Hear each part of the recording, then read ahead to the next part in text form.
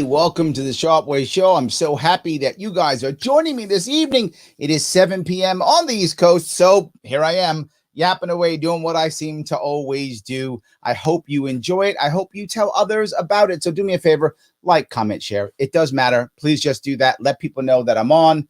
Share, let people know what's going on. Comment so that I get those algorithms going. Click your like or your hate or whatever you want to click. Click something, a love, a share or something so that people know, hey, I'm out here doing what I have to do. Well, some of you may remember last week I had a conversation with Vaush, who is a Libertarian Socialist podcaster, gamer, YouTuber, and he was very civil, very gracious. I was happy I had the conversation. Most of his supporters, I'll call them supporters, I'm assuming they're his supporters, people who are commenting, most of them were also very good, open to hearing conversations back and forth. Awesome. Loved it. We'll do it again. It was great. Very happy that it happened. But I looked through the comments later. In fact, I didn't. Some of you did, and you told me about the comments. So I went through and I looked at a couple of them. And I thought, oh, you know what?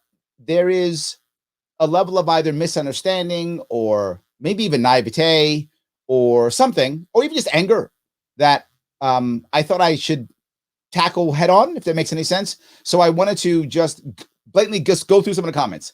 There's like 1,000 of them or something. I'm not going to get all of them, but I wanted to go through and address these things. These are probably people who think that socialism is the only answer. The libertarianism is always wrong. There are many of them who thought that. Some weren't. This is not a broad brush painting. I'm trying to deal with specific people who specifically were that way. And I think if we had a conversation, it would change how they feel. It would change. It might change even how you talk to people who are socialists, because I really believe in my heart that most Americans who are socialists are not because they actually think socialism is necessarily the best, my opinion. And I have no data on this, so take it for whatever you want. But I think most of them they want things to work. And they think that's the best way of making it work. So I'm going to grab I'll show you where I'm taking it from. I'm taking it literally directly from his YouTube page, Vaush's YouTube page. This is it. A nice, interesting topic. He starts with, I would rather kill myself than live in your world. Debating Libertarian Larry Sharpe. You know, not biased, not clickbaity at all. No, all good. I'm happy. I do some clickbaity stuff sometimes too. It's all good. So I'm going to go right down the list. And the first comment right there is, his idea ultimately boils down to tricking corporations into building better infrastructure, which is a good idea if corporations are stupid, but they aren't. The problem with this idea that you have to trick corporations, no, that's what he's trying to do. That's what most of the socialists are trying to do. They're trying to just punish the companies and think they'll just take it. If the companies are smart, as he says, why would they ever allow you to socialize them? Why would they ever allow you to nationalize them? They wouldn't if they're as smart as you say they are. So what I'm trying to do is actually the same thing that many people want. Most people want corporations to pay more. I agree. I want them to pay more too. But I come at this from a different way. I can try to order them to do so with mandates and taxes, but all these tax laws will be written by guess who? Corporate lobbyists. That's how the real world works. Corporate lobbyists write the tax code. So they always write in loopholes. And you can go, well, we won't do that. How? Not playing God hand with magic? Are you a corporate lobbyist? Would they let you write the law? No. Even if Bernie were president, he doesn't write the laws. The laws will be written by corporate lobbyists. Does that mean there's virtually no chance of making, a high tax rate happen on corporations? Yeah, basically, almost no chance. If you've looked for the past 50 years, you can see it hasn't worked for over 50 years. And even most other countries who have higher tax on corporations, most of them have backed off on them. In fact, my governor, New York, Governor Cuomo, said yesterday in his press conference, yeah, we can't do an estate tax. We can't do, another type of tax. He was talking about capital gains tax because we'll lose more money than we'll make. Why would you lose more money than you'd make? because they'll scam and not pay or leave your state. Yeah, that's how that works. So it isn't as easy as one might think. So I'm not trying in any way, shape, or form to trick them. I'm doing what an entrepreneur does, which is if I want you to spend more money, I have to give you value so you want to spend your money. There's no tricking in this case. It's getting a corporation to see the value in putting naming rights on the bridge and then paying for it. It's actually not deceptive at all. It's wide open. So I wanted to make sure that was clear. And Saint Beef the Prophet, I do love these names, says they're stupid in short-term versus long-term investments because the corporate structure doesn't encourage executives to focus on long-term growth. Instead, it focuses them on short-term investments that they bank on. That's not necessarily true. That's an image that you've put together. Now, when it comes to investors, absolutely. Speculators, 100%. Are you telling me Jeff Bezos was thinking from quarter to quarter? Are you telling me that Bill Gates was thinking quarter to quarter? Of course he wasn't. And I'm not talking about small corporations. We're talking about billions of dollars. So some guy who's like, I'm going to make $1 million next week. That guy's not in this game. That's not in this game. Amazon's marketing budget last year was $10 billion. Just the marketing budget. So yeah, they're already spending the money. So give it to us and we'll give you something of value. I know, crazy value for value transaction. Insane, but yes, that's what we're talking about. So I don't think that's true at all. I'm not sure why he thinks that. Then G. Willis says he's trying to come up with funding hacks instead of actually, funding things. The naivete in that statement is insane. New York State, and many states are as bad as we are. Well, no, are bad, but not as bad as we are, has a $212 billion budget. We're funding all types of things and nothing gets built. Funding is amazing. I love that. Let's fund it. Let's just raise taxes or borrow money. It doesn't get to where it's supposed to go. That's why with a corporation, the evil corporations, if you get them to get a contract and then front load the cash, which is what I talked about already, the money has to go where it's supposed to go because they're writing the checks to them. It doesn't have to touch government hands necessarily. And if it does go to government, then it's government just gets it done. But if you start raising taxes, how many times have we raised taxes and then said, oh, we're doing taxes so that we can build this or do that? And taxes never go away. And the thing we wanted to fund doesn't get funded. New York State funds $28,000 per kid funding. It's getting funded. And guess what? It still sucks. Now, the thing that you have to understand is you think so many people who are socialists believe that if the money goes to the government, that's how it gets spent well, because corporations are just greedy, right? So they'll just waste the money on, I don't know, salaries. I'm not sure, whatever they're going to waste money on. They're going to waste the money, but the government will be efficient. Yet never. The great things that we've done in the past as government, we haven't done anything great, 50 years? Am I wrong? Maybe. Is it a little bit? I mean, except bombing people and such. We're pretty good at that. But even that is totally wasteful. We bomb people effectively, but not efficiently. We're not even efficient at bombing. So we're not good at any of that. I don't know how much funding we need. I'll just give you more money. And this is a common thing. It's just fun. How do you just fund something? By earmarking money to it? We do that every single year and things don't get done. I guess G. Willis thinks when he becomes a senator, he'll change the world. He won't. He won't become a senator. But even if he does, he won't change the world. Willis says corporations will build better infrastructure, implying they won't build roads exclusively for themselves and have every other road be pothole ridden, toll road. That's what Lilith actually thinks. How do corporations build roads for themselves when we own the roads? I was very specific on this. The state or the city still owns the roads. They can't just build roads for themselves. And what would roads for themselves be? A road to do what? Most of the big businesses require infrastructure, but IP infrastructure. The rest is just getting people and stuff to their facilities. Okay, people have to get around.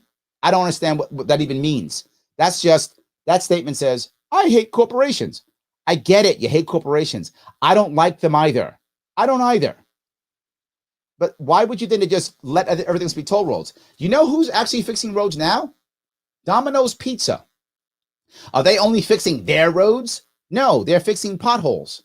They're making roads better than the city and the local municipality. Yeah, better. It's already happening now. This isn't something I'm making up. This is happening right now. These guys don't know that. So Domino's Pizza fixes potholes, puts their Domino's Pizza thing on it, their symbol. I hate that. It looks terrible. So how about instead we make it official? We let them have sponsor a road. Sponsor a road. Oh my God, the world's going to end. We already do it when it comes to cleaning up, right? We have cleaning up this road is cleaning up this road is sponsored by XYZ, Adopt a Highway, so-and-so company. Why can't we have Adopt a Highway for repair? Why is that so crazy? To them, they think it's crazy. But then there'll be a Domino's Pizza sign someplace on the road. Yes. And you can either have a Domino's Pizza sign on the road or have a shitty road that destroys your cars. Which one do you want? That's the difference. But there's something else, though, here. Well, Larry, they'll just, pave the rich roads. So only rich people order Domino's Pizza? I mean, maybe that's true. I don't know who their client base is, but I would assume that lots of people, rich and not so rich and middle class, order Domino's Pizza, I assume. So they have to face kind of all the roads. But guess what you could also do with a company that you can't do with government? Just make a contract. If you want the major roads, you have to take the side roads too. And if you screw it up, we give it to somebody else. Well, Larry, who's going to pay for that? They're doing it now for free because they see the value in the marketing. So why wouldn't they do it if we gave them a little bit of money? Or nothing. Just said, you get it. No, you pay us. You pay us for the right to do it. Even better. They would still do it. Larry, how do you know they would do it? Because they pay $20 million a year to have their name on a stadium that's used on the weekends. That's how I know. It's already being done. Instead, we're stopping it instead of encouraging it. But Larry, what about the poor neighborhoods where no one buys Domino's Pizza or, areas that are, out in the woods or whatever the case may be? I'm not firing the people who fill the potholes. So the city or municipality still has people who fill potholes. Great. Then those that are not serviced get better service. Oh my God, a situation where everyone gets better service and we pay less money. What? Insane, isn't it? That's what I'm actually talking about. And that's something they just can't understand. It's unheard of for them. No, only government can do it. And it's the wrong answer, right? It's really the wrong answer. It's not about just hoping. And it's not about giving government more money or hoping charity will take care of it. It's about contracting with corporations, giving them something that they actually want and that they'll want to pay for it. And then they'll pay for it without having to worry about taxation. Because when you make the tax code more complex, the little guy always pays. That's how that works. So I just thought that was a pretty interesting point. Then he comes back with, he basically says the solution to local government having issues funding public infrastructure is to ignore the root problem and privatize it to a degree. First off, again, no privatizing. I didn't say that. Never said that. They make that up because they decided I'm a bad guy and privatization is evil. So that's it. What root problem? That government's bad? That government fails? I'm not ignoring it all. I'm actually attacking the actual problem. I'm pulling government out of the equation. So yeah, I'm actually dealing with it specifically. And he says, without understanding that fundamentally these are bad ideas because they're not economically viable to corporations. So they won't be on the same page. Why pay millions of dollars for bridge maintenance just to get very little ad reach? He said very little ad reach. I specifically spoke about New York City, and I said this works great for New York City. 16 million person metro area. That's bad ad reach. 16 million person metro area. Still not done. Mentioned every single day, multiple times per day on every radio and TV station during traffic reports. Yeah, very little ad reach. The amount of naivete is really high. Very little ad reach. But more importantly, think of all the media that's produced in New York City. Skylines all the time. Everything from a postcard to a movie to a short video. And now your name is in that product placement. You get product placement in videos, in movies and media. The people are crossing the bridge. Over 1 million people cross the bridges in New York City every day. Every day. That's tiny ad reach. Wow. Talk about naive. Now, could that not work in other cities who aren't as large as New York? Maybe not. And that's why I was specifically talking about New York City. That might have to be a multi-bridge deal. You might have to have multiple bridges or tunnels or train stations or something like that to make it worth it. It might. Absolutely. 100%. But Larry, how are you going to get $100 million? Again, they pay $20 million already for a stadium that's used on the weekends. The problem with those, by the way, those models, why I don't like those other models, is they're hybrid ownership models. So it's kind of owned by the municipality, but kind of owned by the team, but kind of owned by the people who put their name on it. And then it's a hybrid mixed model. And who knows? That's a bad idea. That model is a terrible idea. The right model is very simple. The city and municipality owns the infrastructure, period. They own it. And you make a very simple leasing, naming rights lease with the money front loaded. For example, it's $100 million a year for 10 years, right? So that's $1 billion over 10 years. Oh my God, who would pay $1 billion over 10 years? They're already doing it. That's my point. They're dropping 10 billion, 5 billion, 8 billion every single year. I'm asking only 1 billion over 10 years. So you front load it. 550 million up front, 50 million per year moving on. Well, Larry, the Bengals will never take it. They already were speaking to me about it. Yeah, I had sit downs about it. I wouldn't have come up with the plan if it wasn't viable. I wouldn't have come up with the plan if I didn't have any interest. There was already interest in it. People were already talking about it. So yeah, the idea that corporations never do this just shows you don't know anything about corporations. You're embarrassing yourself by saying something like that. Of course they're interested. Of course they would. You're front loaded with a contract. Why do you front load it? Because in case they renege on the contract, you get your bigger chunk, your half, a little more than half up front. If somehow they renege, if they don't do it, if they go out of business, and those things happen, yours is front loaded. You wouldn't take a hit until like year 7 or year 8 like that. You might take a hit back then if it goes to year 7 or year 8. But by then you're renegotiating your next contract anyway. So they're either going to go another 10 or someone else wants it. Now you can negotiate it. That's kind of how business works. So this is not a bad idea at all. It actually would work very well. Daniel says, I think that's a good idea.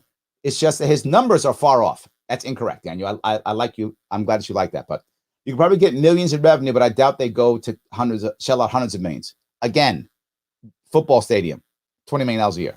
So yeah, already being done. So then Saint Beef the Prophet, he basically says solution to local government. Oh, dealt with that already. Sorry about that. Let's see if I can grab a couple more.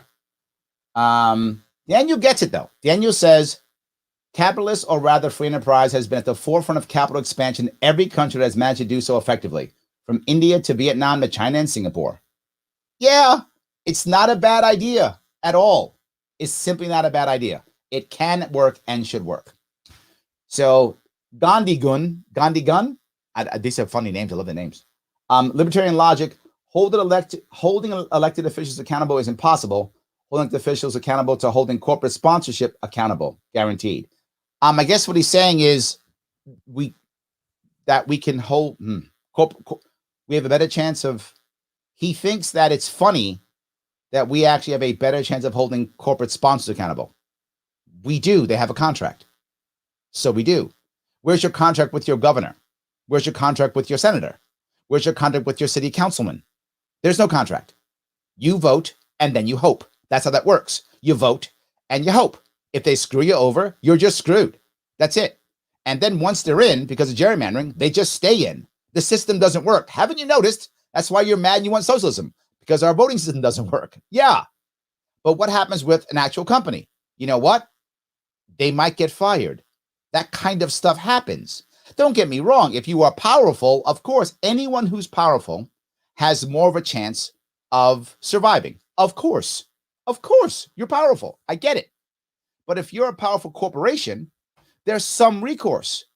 If you're a powerful no recourse. Look at my governor. My governor is accused of harassing and or assaulting 10 women. Is it a chance it's wrong and misunderstanding and he didn't do it? Possible. There's a chance, but I think we realize that's a very small chance. Odds are he did it, but maybe he didn't. I want to be clear. There's a chance that this is a massive conspiracy against him. There is a chance. He's not guilty yet. Kind of, but no, he's not guilty yet. And he's also accused of literally sending thousands of people to their death in nursing homes. And his punishment is nothing. Nothing. That's just Democrats. Trump was accused of all kinds of things. And his punishment was nothing. No punishment. I mean, I guess he got impeached, but so what? Didn't affect him. He doesn't care. He's down in wherever he is now, building hotels or whatever he's doing now. So yeah, what's that? But now, corporations, what happens when this happens to them? They get in trouble. Their boards get rid of them. There is some recourse. You can boycott Pepsi or Coke. There's a chance something can happen. You're gonna boycott your Democrat or Republican.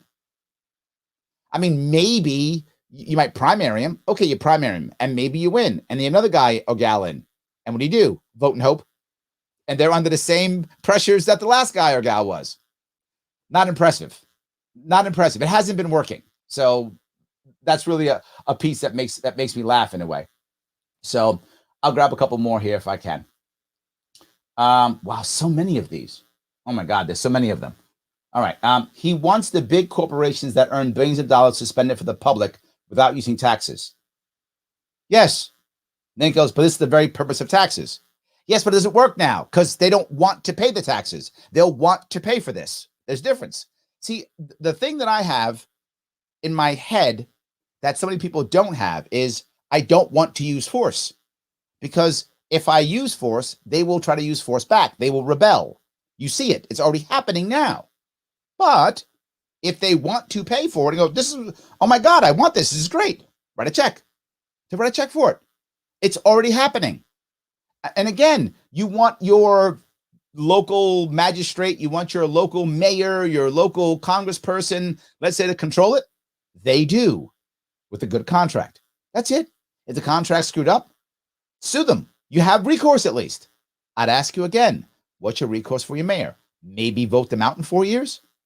So they do 4 years of damage and you hope that the next mayor's not so bad. I like this better.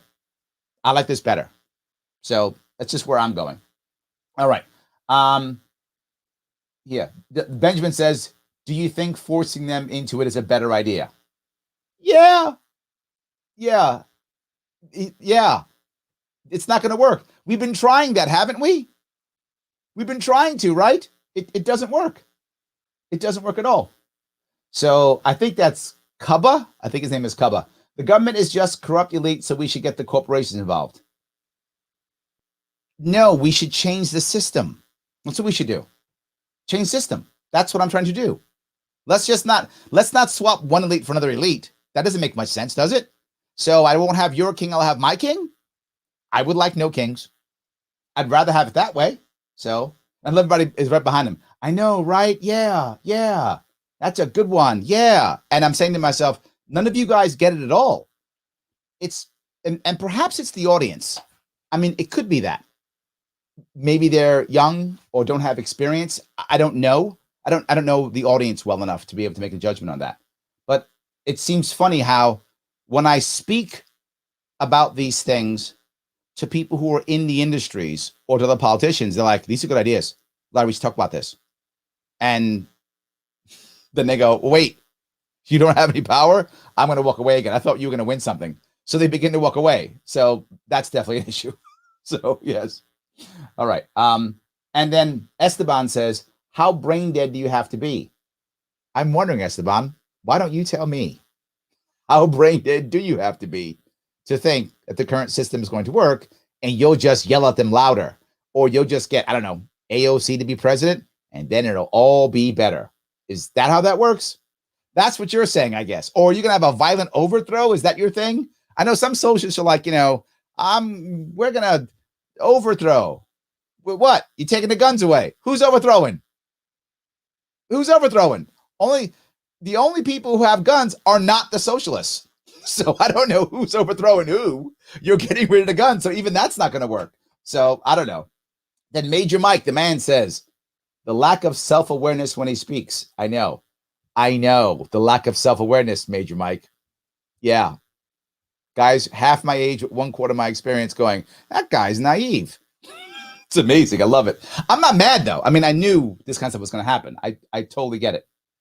Now, Christian's smart. Christian says, corporations can actually go out of business and they're beholden to their customers, so they have a vested interest in their product succeeding. If a country goes to hell, politicians still make all the money they want. Yeah. Corporations are accountable to their customers. Politicians are accountable to nobody. Yes, absolutely. Bernie Sanders has been losing elections for years. Well, for president, he's been losing elections for years. And he's making more and more money. That guy's winning. I'm not mad at him. I'm glad that he's making money. I'm glad he's doing well for himself. No worries. Totally glad he's doing well for himself. I'm not mad at all. All I'm saying is he's still making money, right? All the people who've destroyed our country, bombed people, basically should be war criminals, all making tons of money. So it's not like they're any better. Absolutely true. And then Cubba says, I love this. Corporations go out of business on purpose in order to maximize the amount of profit to the shareholders and minimize the amount spent on the workers. Holy shit, is that stupid? Wow. That is just, I hate corporations. Wow. So they purposely go bankrupt. They go out of business on purpose so they can get the, no, that's M&A activity, which he doesn't understand. Will larger corporations purchase smaller corporations? Yes, they will. And then bankrupt or destroy those smaller corporations so they can chew them up and take the assets. Yes. And we'll fire those employees. Yes. That's not a company going bankrupt on purpose. That's mergers and acquisition activity. And the reason why that happens so much now is because going public is difficult because government decided we're going to regulate it. So because they regulated it so much, companies said, oh, we're not going to do that then. We'll do this thing instead. So they literally increased mergers and acquisitions and increased massive layoffs. That's what the government did. Well done, government. So even that thought process is insane. What business goes out? Yeah, you know what Jeff Bezos wants right now? Put Amazon out of business so he can maximize shareholder, whatever stupidity that guy said. I'm sorry, not stupid. That's, you know what? I shouldn't say that. Kaba, I apologize. It's not stupid.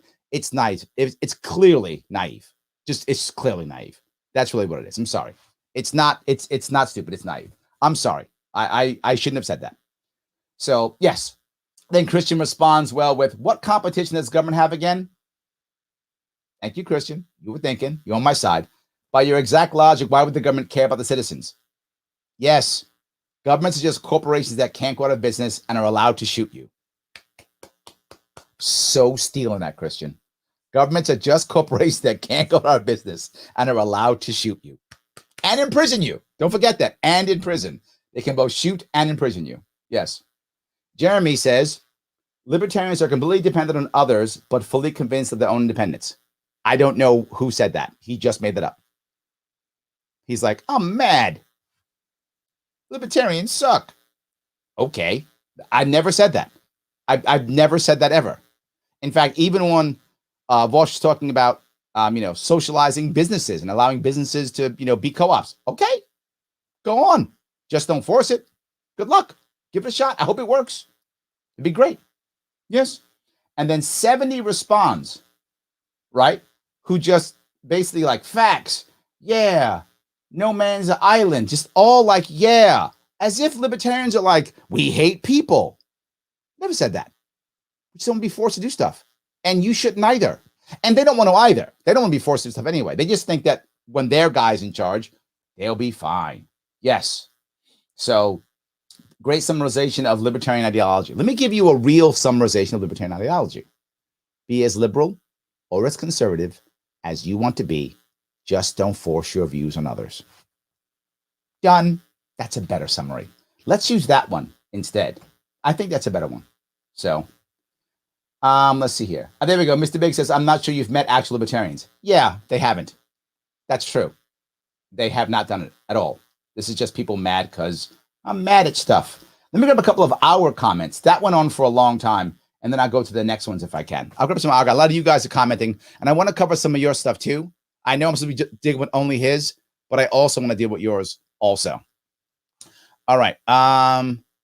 Kiss Off says, really happy you guys go together. My friends that I sometimes look up to is a rich boy libertarian anarchist, and the kid I like in the internet is a libertarian socialist. I like it. There we go. We came together. Happy. I was very happy with the conversation. I would do it again. I'm very happy with it. John says, if Texas and Florida embrace leaving the union, would place more pressure on states like California and New York to reduce their heavy reliance on federal subsidies to subsidize their big state spending? No, not at all, John. In reality, New York gives far more to the federal government than we get back. I know people don't like this, but most of the red states are subsidized by the blue states. Our tax base is so much higher.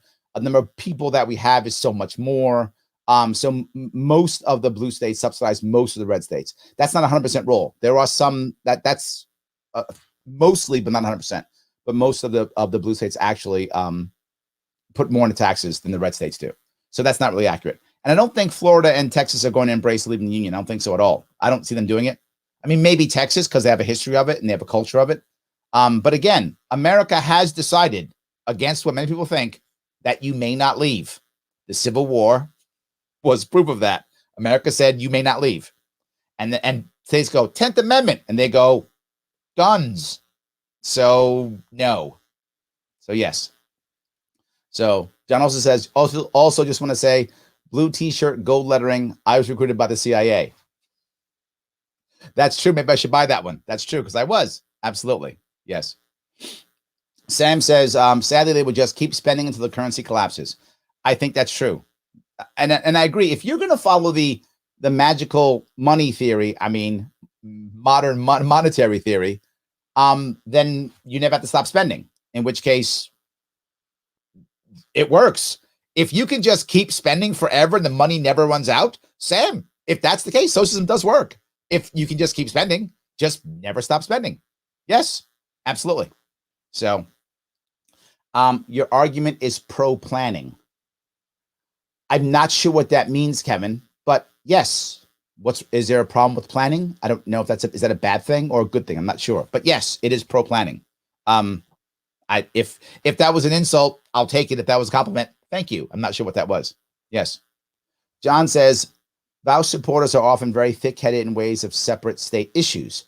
They look at New York and they see high taxes, high spending. I'm like, I think it's good. It's not. New Yorkers like us see the true damage. See, this is another thing people don't realize. Many of the people that, of course, don't live in New York. And what they're not getting is, we've been doing almost everything they're saying. And I just talked earlier today on my other show, A Free Solution, on terrestrial radio and WYSL, about what's happening in New York and I did it last night too. On the show last night, I did it. Talking about with New York, with now our governor is deciding what percentage profit companies can make and what they can allow to charge and what they must give away for free. I'm not making that up. That's how New York State is doing now in order to control things, higher taxes, all those things. And what's happening? People are leaving New York in droves, packing up and going. We lost 400,000 people just out of New York City last year. 500,000 workers are never coming back.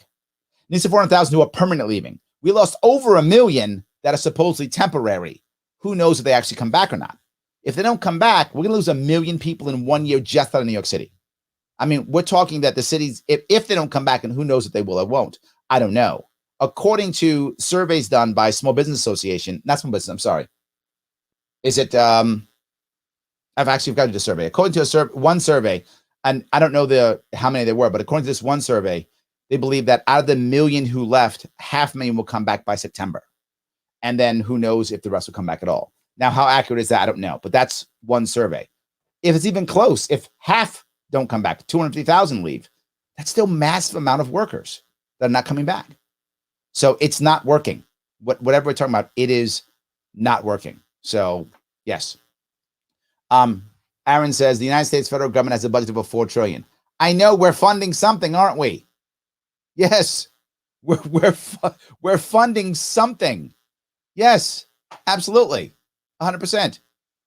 So, Kevin says the government came up with the vaccine in our country. However, the capitalists waggle their fingers at each other.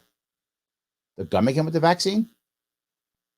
I thought 3 different companies did. J&J and Pfizer and one more, right? Moderna, is that right? Did you get that right? I think 3 companies came out, right? I don't know what you're talking about. I'm not sure what you're talking about, Kevin. I'm not getting. Is this for me or is it for someone else? I'm not sure. Maybe I've missed it. So yeah. James says Venezuela was the 5th richest country in the world. Now they're eating their pets and zoo animals. Also true. Yes, also true. So Dan says businesses think long term because they have to please their customers and shareholders and to remain in business because they have competition. It's politicians who think short term. Thank you, Dan. They think the next 2 years to the next election. They often don't think past the next election, of course, or even the next day. Politicians can think short term because they don't have to please you. They rely on taxes that are taken, not earned. They don't even have competition. And greedy, politicians have power lust. And as the great Harry Brown said, we don't need to go any further. But yes. Peter says, love your perspective, Larry. Thanks for being a voice of liberty. I appreciate that too. Let me grab a couple more of these comments that they had here. So let's see here. Some of these business people are the definition of when you have a hammer, every problem becomes a nail. Business literally solves everything to them. Now, remember when he goes business people, in his mind, this is replicator fifth. That's an insult. Like he's like business people, oh, you pieces of garbage. That's an insult for him. He doesn't think that's a good thing. Business people are evil, I guess, because you get jobs from non-business people. You get your internet from non-business people. Where do you get it from? I think all business people, but it's fine. They're all evil. He says, when you have a hammer, the problem's a nail. I would argue, Mr. Fifth, that the reverse is true. I'm not using a hammer. No corporation has to lease the bridge. They can negotiate a price. That's not a hammer. If they don't lease the naming rights to the bridge, they can go about their business. But when it comes to taxes, they don't have a choice. I have a hammer. They'll pay the taxes, or I will hammer them. I will come after them. So what will they do? Either fight back with tons of money and legal teams and accounting teams, or they'll leave. How would I know that? Because that's what they've been doing for 100 years. That will be the reason I know that. Evidence of the past 100 years would show you that's what happens. That's how it works. Why do you think so many people have been gaining? So many business people have been getting their money not from salary but from things like bonuses and capital gains, because there used to be like an 80-90% tax rate on salaries. So what do? We're not going to give you big salaries anymore. We'll give you something else. And that legacy is to this day. For those of you who know the Wall Streeters, many of the Wall Streeters who make 7 figures a year, their salary is relatively low compared to the amount of money they make. They make a huge chunk on bonus. I mean, very often a bonus, not always, depending on where they are, but very often a bonus for a heavy hitter on Wall Street is a serious multiple of their salary. So you might say, well, he's a Wall Streeter. This guy makes $400,000 a year. Look how he's a big Wall Streeter. That's nothing. That's nothing. If some guy or gal if she makes $500,000 a year in salary, her bonus could be $5 million. Her bonus could be times 10. So we're going to tax her 90%. Great. So you tax 90% on the $500,000. You get $450,000. Good on you. And then capital gains and the rest. That's not going to work. That's 20%. You won. No, they found ways around it. That's how it always works. That's how it always works. So, yes. So how about instead get them to pay for what we need? We need this, corporation. Pay for it. Now, I know the response I got one of the responses were, Larry, I don't want to see Pepsi on the bridge. I don't want to see Pepsi on the bridge that I'm crossing. Think about how self-centered that person is who says that.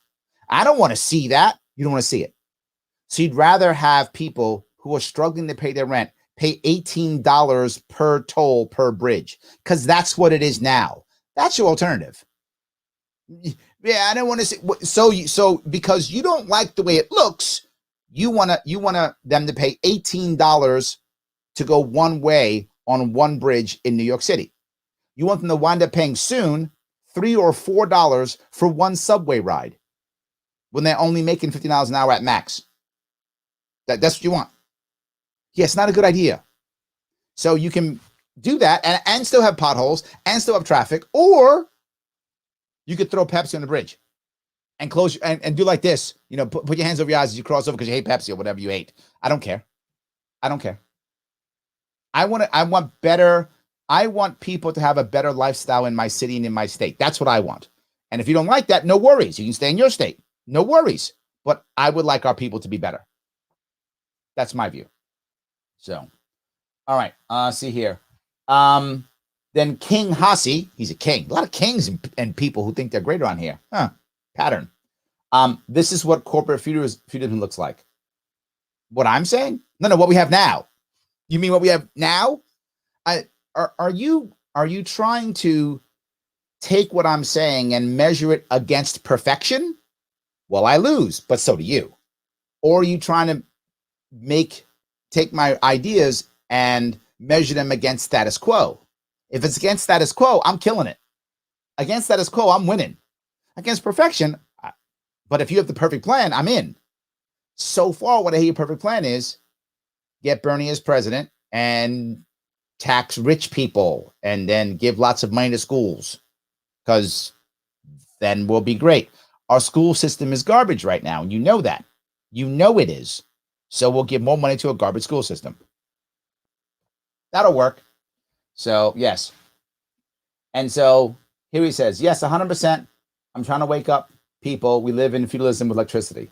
It's not bad, G-Will. It's not bad.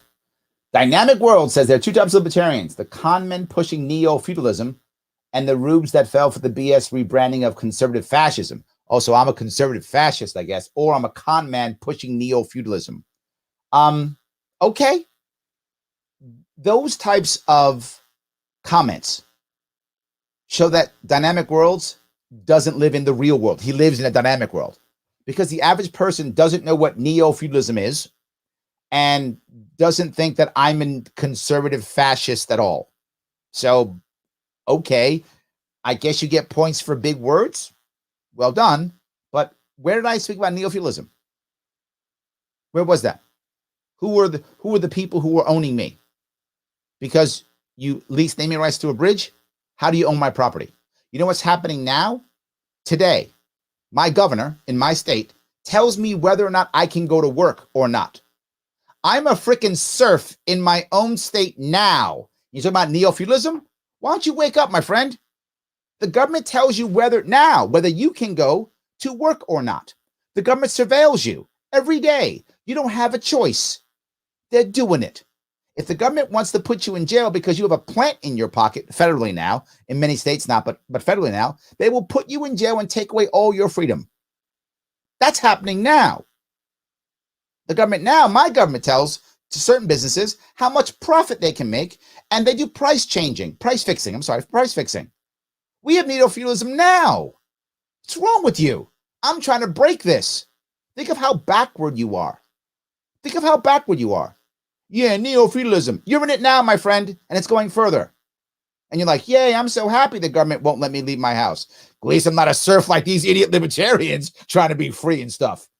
Brilliant, my friend. Brilliant. You're embarrassing yourself. I'm glad you're in your own circle, because in your own echo chamber, I'm sure you're brilliant. But step outside, you might want to look at reality. So, Reich Wing Watt says he's the Reich Wing. A Reich Wing. Okay, the Empire Wing.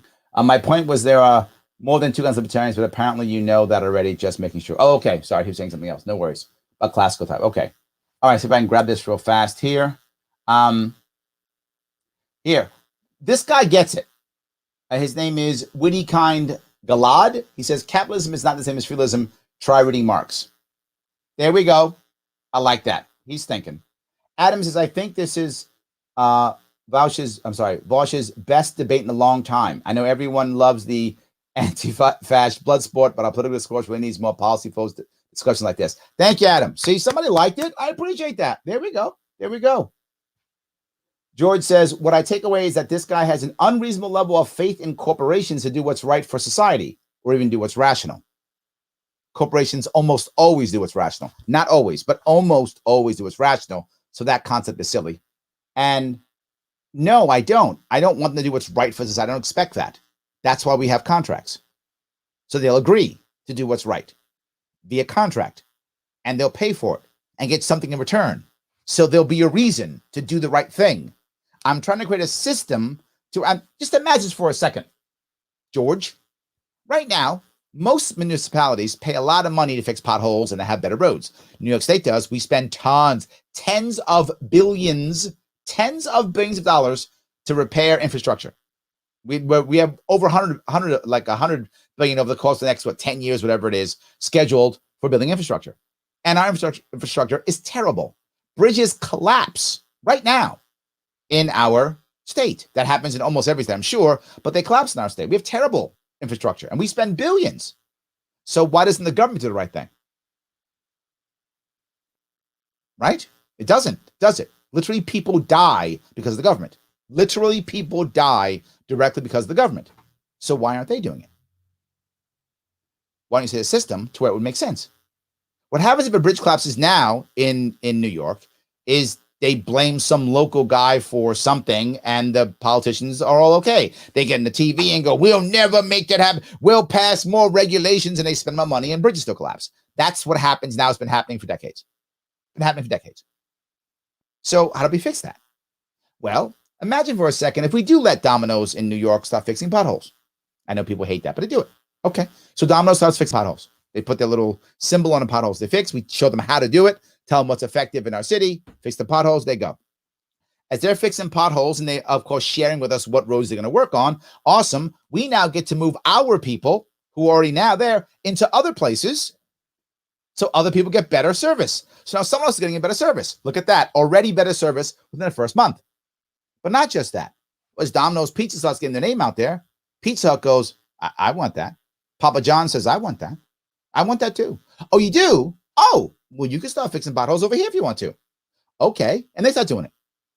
Well, now they all want it. There's only a certain number of roads in my town or in my city. So now we got to bid on it. Who wants it? Now you got to pay for it. Yeah. We can do it so much over time. I mean, this is not 5 minutes. Over time, a year, 2 years, maybe. That's it. Now I got people bidding to fix our potholes. And if they don't fix it, their name's on it. Their name is on it. So, Papa John, why aren't you fixing my potholes? You suck, Papa John. He doesn't want that. He'll stop fixing the potholes. Of course he will. If it doesn't, he'll lose the contract. We'll give it to whatever, McDonald's, Burger King, I don't care. Larry, you want me to have Burger King on my road? Yes, because you'll have better roads. Because government has failed us for 300 freaking years. Yeah, I want you to have better roads. I do. And if that means I have McDonald's on your road, so what? Have a better road. Don't trash your car. Because a lot of people in this country, that if their car is trashed, that trashes them. So I don't want to trash your car. I want you to have good roads. But Larry, then eventually we'll have it to where the city's not paying for people to fix the roads anymore. They're going to lose their jobs. Yeah, they'll lose their city jobs. But Domino's and Burger King, whoever is not fixing roads, they have to hire people not to fix roads. They'll hire them. Yeah. So they're not going to lose their job. Well, they will, but they'll gain one right there because it's the same people. They still need the same people to clean it, to fix it. But guess what now happens? We can lower the tax base. So the average person is not doing it. But let's say you really care about your roads. Great. You can put more money into it if you want to. Or you can keep going to Domino's Pizza and you'll be helping supporting your roads if you care about that. Or not. Either way, you get your roads. That's the thing I'm talking about. I'm looking at the outcome. The outcome with these ideas give poor people, people in the middle class, better outcomes, and the rich get to spend their money on the advertising that they want. They want you to buy their pizza. And they're going to do it either online or on TV or on the radio, or they're going to put a billboard on a road that they're going to say, potholes fixed by Pizza Hut. Go to pizzahut.com and buy our pizza. Fine. Guess what? You don't have to buy their pizza if you don't want to. And you still get the road. Taxes go down. You feel better. Life is good. This is a good situation and a good solution. Is it perfect? No. But now sucks. This is better. So, next guy says, so I don't have an unreasonable faith in companies at all. I expect them to do what's rational. So create an environment so they'll do what's rational. Yes. And then Gilo says, this guy's delusional. Yeah, it's funny that you would think that. It's fine. I get it. So, he says, libertarians are simply laissez-faire bootlickers. So Katie says, they'd rather be ruled by a corporation than by we the people. Okay, we're not ruled by we the people. We're ruled by a set of elites who get into office and keep screwing us. So maybe I'm an idea bootlicker. Okay, maybe. you're like a physical bootlicker. Like you're like actually in the boot of a real thing. I'm going to go you being worse than me. It's imaginary. Yours is real. So anyway, we can both lick boots together. You lick boot, you want to lick? I'll lick my boot. You do you. I'll do me. I love it. Libertarians. All good. So they're the people who internalize the nice feeling you get when you watch corny commercials or go to the mall. Okay, is that who I am? I guess these are insults, right? I guess they're insults. Okay, no worries. I'm insulted. I feel bad. Let's see here. Here, Amazon, Hakeem says, Amazon actually lobbies for high minimum wage because it kills their competition. Thank you. These evil corporations are against minimum wage. No, they're not. Do your homework, my friends. Do your homework. They're all about minimum wage. Minimum wage it up. All about it. Because they know that they can handle it, absorb it, and the rest can't. So, yeah, they're all about it. 100%. So, and Zachary says, you can shorten this to corporations can't be trusted. But government can. There's the problem. There's no recourse to government. So you can actually hold the corporation accountable. I don't think they're any better than government. To the other gentleman's point, I think it was Christopher, he said government's just a corporation that can't go out of business and can shoot you. Yeah, same thing. I love it. Naruto says, this guy starts with, I have a bridge to sell you. What did you think? And I'm not selling the bridge, leasing naming rights, but it's fine. What do you think I was going to do? I was going to start with Medicaid for all. I'm libertarian. What do you think I was going to start with? Let me grab some more of ours if we can. Some of these. Paula says, one of the other big reasons, if you will, I hear for people defending socialism is poor single mothers. Agreed. And I always hear about poor single mothers as an excuse from rich college-educated women. I actually agree with you. And what I talk about consistently is how do we make things better for them? What most socialists say is write them checks. That's happening now. Like that's what's happening now.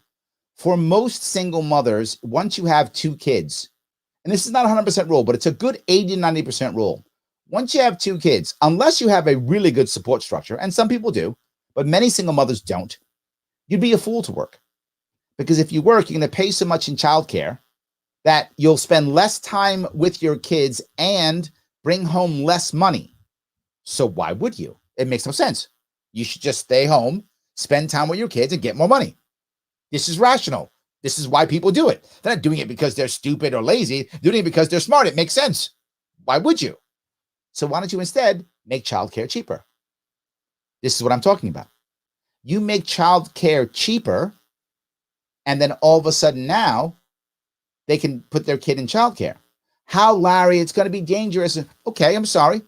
So of the kids who are being abused or battered, has it all of a sudden gone away because everyone goes to licensed childcare? No, some kids are still horribly abused. It still happens. I'm not saying I want that to happen. What I'm saying is let the parents decide. Voluntary. Keep licensed daycare. I'm not getting rid of that. As always, keep it. But also have the idea of a child garden, a place where if you want to take your kid to a nonprofit, make it a nonprofit, any nonprofit, and you want to drop your kid off there, if you trust the nonprofit, you may. That's it. You may. And you can make any deal you want if you like. That's it. Not against the law. You don't take the church and throw it out. You don't, the VFW or whoever, whatever's the organization, the Knights of Columbus, whatever that organization is, you don't, find them at all. You decide. Maybe it's a local church. Paul, maybe you go to a local church and say, hey, I'm a single mom. I'm trying to get back into the workforce. I want to work for 4 hours a day so I can get back and understand what's going on, so I can make myself better, so I get some experience, get a good job. Okay, great. Drop your kid off for 4 hours. Oh, good. What's the price? Services on Sunday, show up, and bingos on Tuesday night. You're calling the numbers, bring your kids. Done. If they want to do that. But Larry, they won't do background checks. Then tell them to do background checks. Well, they won't do it. Then don't go. It's voluntary. There's no order. Go to a regular license care or stay home and collect your check. Whatever you want. But if you want to go, now you have an option. Now they might want to make this happen too. Not just, I talked about an insurance policy. And socialists hate this. But insurance policy that will begin to help you get off of the dole. The problem is right now, for money, you don't know this. Once you hit a certain level of income, you lose all your benefits now. all gone. So why would you ever want to go past it? But what if you had a statewide insurance policy that would replace, right, for every $2 you make, right, pays off $1. So you can grow yourself off slow. You can wean yourself off of public assistance. That actually makes sense. That's a market answer, but I guess evil by socialists. That's an actual answer to allow people who want to get off. They can without being trapped in poverty. But again, it's optional. You want to stay home and collect a check? Go ahead. You want to move out? You can. And the next thing, I don't want to make every single person an employee. I want to support the gig economy. Why? Because how does the average person make a change in their life now? The average person has at least 3 careers. If you're young, you're going to have 5 careers, not jobs, careers. How do you learn your next career? You got to work. That's why Fiverr and the gig economy is how people begin to learn the new jobs. You learn the new job. Now you become talented because you've learned it. Now you're good at it. Now you have more value and you get a better salary. You're a single mom, as you said, Paula. What a great way of making that work. What a great way of being a gig economy worker and learning a skill, figuring out what you like and what you want to do and moving forward. They don't have any answers like that. We do. We have answers. We actually care about them. I actually do. How do I know? My mom was a single mom. My father died when I was 11. And that was it. I know how that works. There should be a system for that. Absolutely. So, all right. We've been talking about philanthropy for 350 years. It doesn't work. Capitalism doesn't work. Neither of those things are true. We have been talking about philanthropy for 350 years, and I'm not asking for that. That's the point. You think I'm talking about philanthropy. I'm not, Kevin. What I'm talking about is a rational system that people will do the right thing because it makes sense for them to do the right thing. That's why you do it, right? If it makes sense to do it, you do it. If it doesn't, you won't. Will there always be the person who do something dumb or silly? Of course. That person's always going to exist. But you make a better system, you get better outcomes. So your system is socialism works. When does socialism work? If capitalism fails, okay, I'll buy that. So when has socialism worked? If that's the issue, then we've all failed. So I'm looking at one thing, not capitalism, not even socialism, just not forcing people to do stuff. The problem with socialism is you have to force people to do things. If you tell me voluntary socialism, I'm in. Right? You can go be the Amish if you want to. You can live in a kibbutz if you want to. Go on with your bad self. Start your commune. I'm in. Go do that. Love it. I won't bother you at all. I won't even laugh. Go ahead and do it. I'll come visit you on the days that I'm allowed to. I'll come visit you. 100%. Well, I'll high five. And if it works for you, be happy, man. You do you. No worries. So, Lisa says, but what about the workers and the unions? I'm tired of hearing that excuse. Well, I'll put that on here too, right? The whole idea of the maintenance on the bridges and maintenance on the roads. If you have a union issue, I'm not anti-union at all. Unions are literally the First Amendment. They are freedom of speech and freedom of association. You want a collective bargain, good on you. Only issue is you shouldn't have to if you don't want to. If you don't want to, you don't have to. No worries. If you want to be a union, part of a union, please go ahead. The issue is if you have a problem with that, again, you put it in the contract. So for every time you do maintenance on a bridge, maybe you have to, make sure that I'm making these numbers up for sake of argument. 50% of your, at least 50% of your workers are union, and at least 75 are at prevailing wage or something like that. I mean, you can make any kind of mix that you want. You negotiate that. So they have to have a certain number of union workers, whatever that number is. And they have to have a certain prevailing wage, a certain percentage, or whatever the case may be. And they get contractors too. I mean, sometimes you have to fill holes with workers here or there. So you give them some percentage to fill holes with workers, and the rest have to be either union or prevailing wage or some combination. It's not rocket science. You could just have if you had a government that wasn't, that actually would have a conversation and sit down and negotiate, it could actually work 100%. So it's not crazy at all. So my county chair, my county council chair suggested naming rights for a car beach access entry to augment beach car access fees at Tuesday meeting. They kicked the can down the road to discuss in October after budget season. Yeah. And that's the issue because it doesn't feel right. So they'd rather the local people pay more. Remember, every time you play that, well, I don't want to have this commercialized, you are literally saying, Other people, particularly people who can't afford it, have to pay more. And we're the selfish ones, right? And we're the selfish ones. Capitalism is just socialism for the 1% only and rugged individually for the rest. I would say a lot of countries would disagree with you, Kevin. Capitalism has helped a lot of countries move people forward. I think the data is completely incorrect. It goes against what you're saying. Absolutely. Yes. Libertarians never heard the term regulatory capture. I bring it up all the time. Why do you think I'm trying to break monopolies, Kevin? You're another person going, I don't like libertarians, so I'm going to yell at them. I bring it up all the time. That's my entire point about breaking the monopolies, not having hardcore regulations for the smaller businesses, so they are able to come up and compete. The difference is I don't want to try to forcefully take down Goliath. You can if you want to, and you might do it if you had a government that was anti, big business. But our government is completely pro big business. They're in bed together, so the odds of them actually doing that are impossible. Not impossible, very low. That's what I was saying, very low. Vaush said, well, Larry, you're talking about a bunch of, local laws at a state level, laws at a county level. And I'm saying, yeah, because that could actually get passed. Do you think you'd actually pass a law nationally with the amount of lobbyists and power at the national level that would be all encompassing, that would take down all the big businesses? I mean, maybe, but I don't see it happening. But could you see it happening at smaller pieces, smaller levels, and then exploding from there? Yes. Yes. Like Joe's talking about his county executive. Yeah, that could actually work. It's a longer term plan. It absolutely is. But it could work. It's one that could work, right? I want the same things that most socialists want, meaning I want better services for people. I want people to be happier. I want people to have better lives. I don't want big corporations running everything. It's not what I want. So I'm trying to set up a system that will actually work versus I want magically capitalism to go away tomorrow. I don't know. You going to do something I don't know about? You got some plan? I don't know.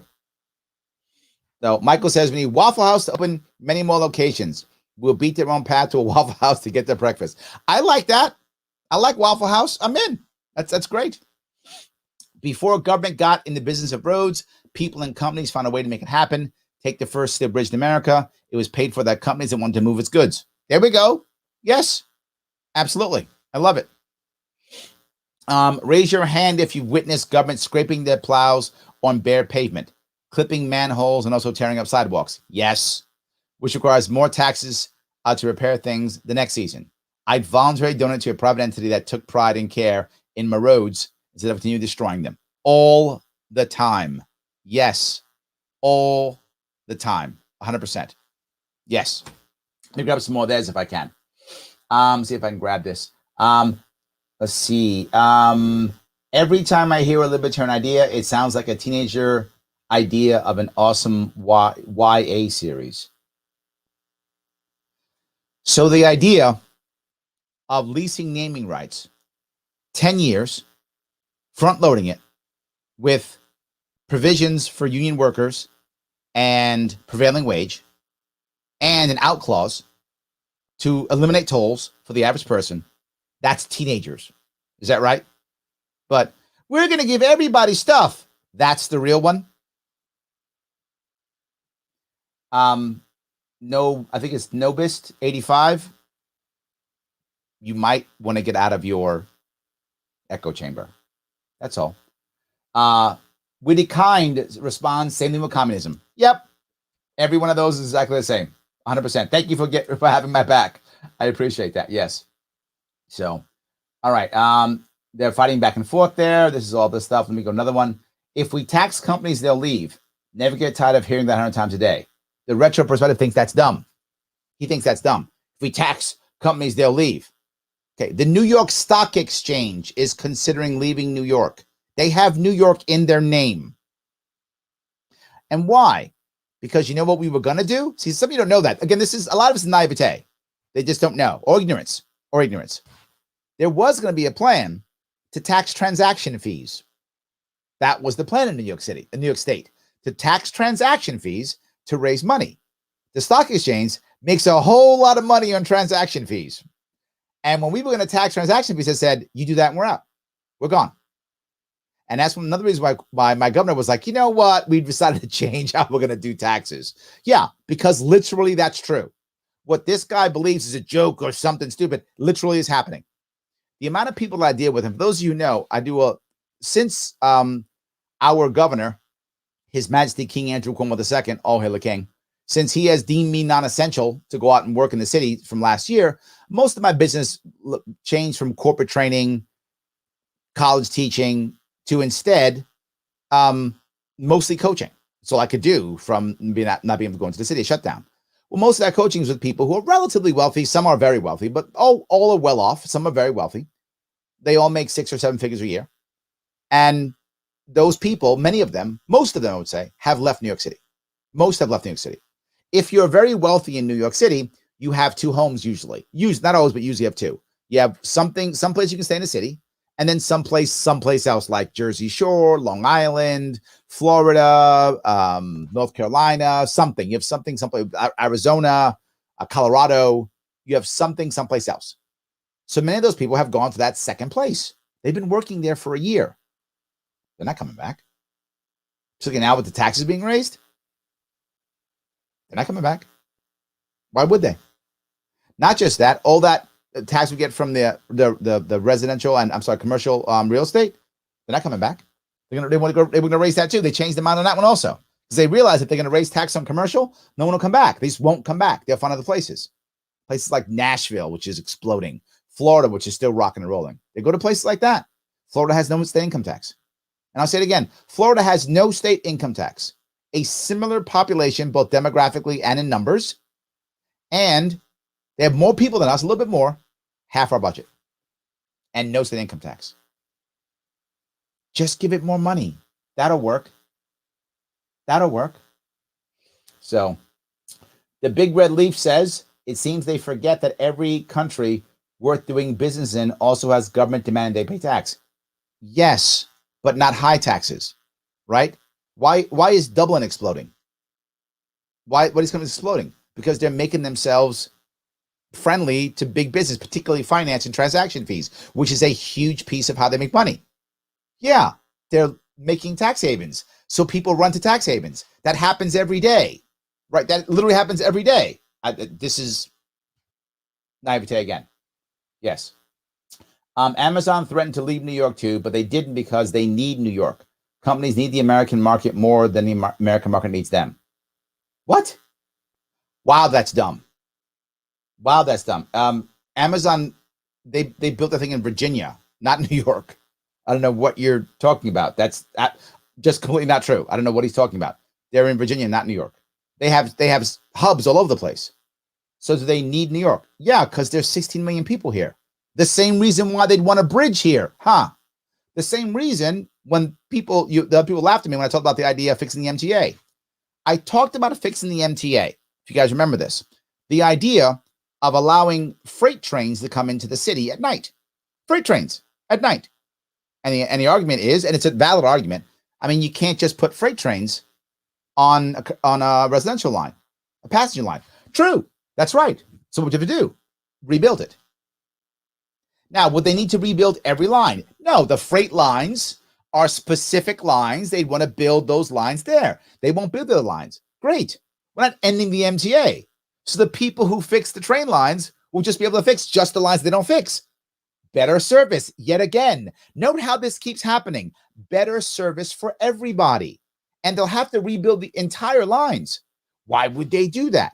So they could save literally billions of dollars over the next 10 years. Because guess what? Large corporations do think 10 years down the line. The idea that they don't is just not understanding corporations. I literally teach at Yale and Columbia. I teach 3-year plans for even smaller businesses. 3-year plans, at least for smaller businesses. Bigger businesses go out 8-10 years. Companies like Gillette, they know how you're going to be shaving 10 years from now, easy, 20 years from now. They would have got whatever, the 9-blade razor or whatever they're doing now. They do all those things. So that's just something that these guys say. It's just completely not true. Of course they would. When they build out something like a large headquarters or something, they'll drop $1 billion on that. I'm not joking. They'll drop $1 billion on a brand new corporate headquarters. So why wouldn't you drop $1 billion on an infrastructure to bring your product to a metro area of 16 million people? That's a lot of packages. A lot of packages. And you get your name on it too. It's the Amazon line. Well, I don't like the Amazon line. Great. So you'd rather a poor person or working poor or a homeless person who's trying to escape the heat, you'd rather them have to pay $4 or $5 for a Subway because you don't like the name is Amazon. That makes you upset. That makes you upset that it has to have Amazon on it. Well, then maybe we should have a better government these past 100 years. Maybe then that wouldn't have happened. But we've had a crappy government for at least 50, if not 100 years. At least. So now we have to fix it. You don't have a better answer. So, oh no, I'm sorry. Here's the answer that we're having in New York City. Here's the answer. Raising the fares on an already broken system, pushing out all of the Ubers and the Lyfts to ensure that anyone who wants to make extra money can't, and then congestion pricing. So more money to come into the center of the city. And here's the thing that people who are outside the city don't know. The wealthy already live in the center of the city. They're not paying for it. Who has to go to the center of the city? Those people who service the wealthy. They have to go.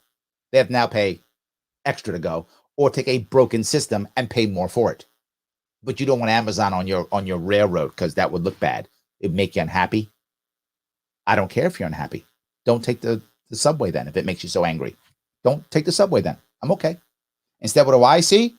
I see a broken subway system and people getting physically assaulted on it now, stabbed on it now, and paying is it $3 now? $2.50? Whatever it is now. And it will soon be $3 or $4 because we can't afford it anymore. I'll take Amazon or Pepsi, Coke, J&J, Pfizer. I don't care. Fine. I want a better system for my people. That's what I want. So then Premier Sporting KC says the company sponsoring bridges is insane to me. It's insane. Even though they already have sports stadiums. I went to university in a small city of 30,000 people. The local Tyson food factory was by far the biggest employer in the city. That's true. I don't know if I'd call it a city, 30,000. New York City, I mean, there's more people like in my block than that, but it's fine. The biggest employer in the city, some 4,000 employees. If a local law was brought up that Tyson wasn't a big fan of, shocking that law was never passed. If Tyson had the ability to do so, every bridge going into that city would be the Tyson Bridge. They would probably get to sponsor for free, given how much power the company had. Okay, they already have that power now. I don't know what you're talking about. They have that power now. If Tyson wants to sponsor all the bridges right now in that small town, they could do it. I don't know what you're talking about. It makes no sense what you're saying. If they wanted to do it right now, they could. Who would stop them? What if they wanted to name a bridge after the local Tyson manager, whoever that person is? Who would stop them? Nobody. They already have that power, my friend. How about instead you make it so instead, since the town's so small, how about you decide instead to get a bigger chunk of people who say, I don't know, want to put broadband in your town or your city? How about that? Maybe let them do it. Maybe once they do it, now Tyson has to bid for it. If Tyson's got to bid for it, it won't work. Because the reason why Tyson has power in your town is twofold. One, they have a large voting base. Clearly, a lot of people are going to vote what Tyson says because they're an employer. But they also have cash that they're giving out to people. What happens when someone else has cash to give out? That's called competition. Now, while competition is not always good, it's always better than monopoly. That I'm sure of. Competition is not always good, but it's always better than monopoly. I don't know what you're talking about. This means nothing. And for 30,000 people, you might not do this. This might be a statewide piece. I mean, try to use imagination here. If I've got a rural state where I don't have very large cities, West Virginia, for example, I don't think there's one city in West Virginia over 100,000 people. I don't think so. So if I've got a rural state like West Virginia, where most of my cities and towns are not very large, 100,000 or less, I think the highest is probably 50,000 or so. But anyway, it doesn't have many large cities. Then maybe it's a statewide deal then. You want to sponsor mega bridges? Maybe the bidding process of the state, and you get certain bridges or tunnels if you want to, and it may not work for every city or state. The problem is these guys can't understand that what I'm saying is voluntary. They keep thinking, well, you're forcing people. No, if it doesn't work for your town, don't do it. If it doesn't work for your state, don't do it. Will this work in New York City? 100% yes, no doubt. But New York City is an anomaly across the country. So it may not work the same way. It might need to be a statewide situation. Maybe you create a list of all your bridges and tunnels within West Virginia. You start doing a bidding process. Who gets what bridge? All done at the state level. This way, no local people like Tyson can take over. There's tons of ways of doing this. If you just stop thinking about, I have to force everyone into everything, and instead say, how do I make it work for the entire state? How do I make this work? How do I get what I need for my people, better service, without squeezing them anymore? We are squeezed like there's no tomorrow. And these guys just can't even imagine it. I'm surprised how, for many of them are relatively young, what a lack of imagination. So a real lack, sorry, of imagination. So let me keep grabbing here. Keith says, nobody likes thinking outside the box anymore. This is outside the box. I agree. Yes. Sam says, Larry's plan would sell naming rights to a bridge and help fund repairs. Good idea. Instead, the governor named it after his dad. Yes. And increased taxes and issued bonds to cover it. Pat. Yes. That's the alternative. Increase taxes and issue more bonds to get for more debt. That was his answer. Or put Pepsi on it or whoever. And that's a bad thing. I don't like seeing Pepsi, but you'd rather pay higher taxes and have more bonds and you see it as more debt and people leave so you can have customers. That's better because Pepsi makes you feel bad. Okay. I got it. I'm not there. Paula says, honestly, most of the socialists I know are socially inept sons of wealth. Ooh, I don't see that, but okay. Who have daddy issues and are self-loathing with advanced degrees. I do see that part. That I do. And I don't blame them for that. Right. And let me be clear. I have a soft spot for a lot of millennials, particularly, but people like that particularly. Because I mean specifically, I said particularly twice. I mean specifically.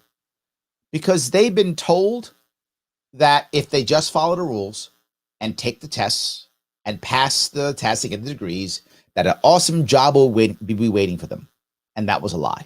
They were told a lie, promised a lie, and now it's coming to fruition. And many of them feel like the system doesn't work.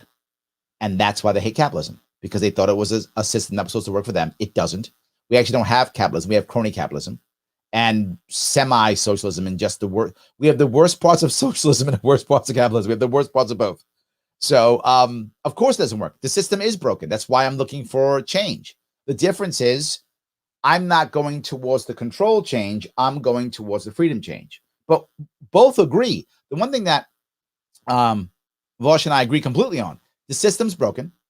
Elites control it. Big corporations are bad and are hurting us and doing all types of bad things. And government's right with them holding hands. But he thinks we'll just somehow, I don't know how to take over the government, whatever, I guess somehow, and become socialists and motivate people or something, whatever, and pay more money. I'm like, no. We'll understand how the system actually works and change it so that people can still get what they want and pay for what they want and change a mindset. We just have different ways of looking at it, but we actually have the same enemy. So, all right. A lot of those stadium deals are 10-year agreements. Exactly. This is John. Exactly. I did my homework before I came up with this plan, right? I didn't just go, I have an idea. Let me pull this out of my ass. That's not what happened. Instead, I thought about it and I did some homework on it, and bankers talked to me and they were like, it has to be a 10-year deal. And one of the reasons why people don't realize this is when you change infrastructure, any infrastructure deal, if you're doing an infrastructure deal, it takes time for society to change. We're finding it here in New York, right?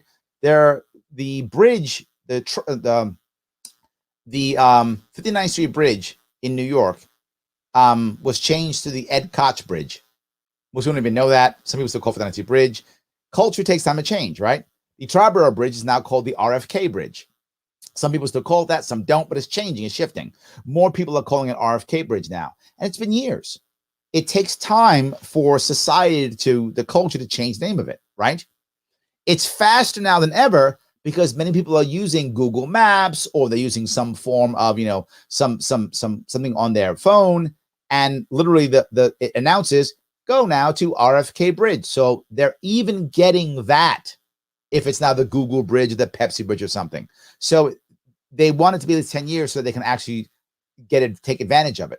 And they know that if it's a 10-year deal, while the first couple years they may not get much bang for the buck, the 8 in between they'll get a lot, and they'll still get some residuals even after, as the next name is starting to change. So yes, that's true. They are usually 10 years. So that was we already thinking about that already. Yes. So Thoughts on paying for infrastructure with a shift from property tax to land value capture. Friedman called it least bad tax, undercut speculation. The ideas of the land taxes, I don't think that people we're ready for anything even close to that, tell you the truth. I don't think we are. It's not where we are. I would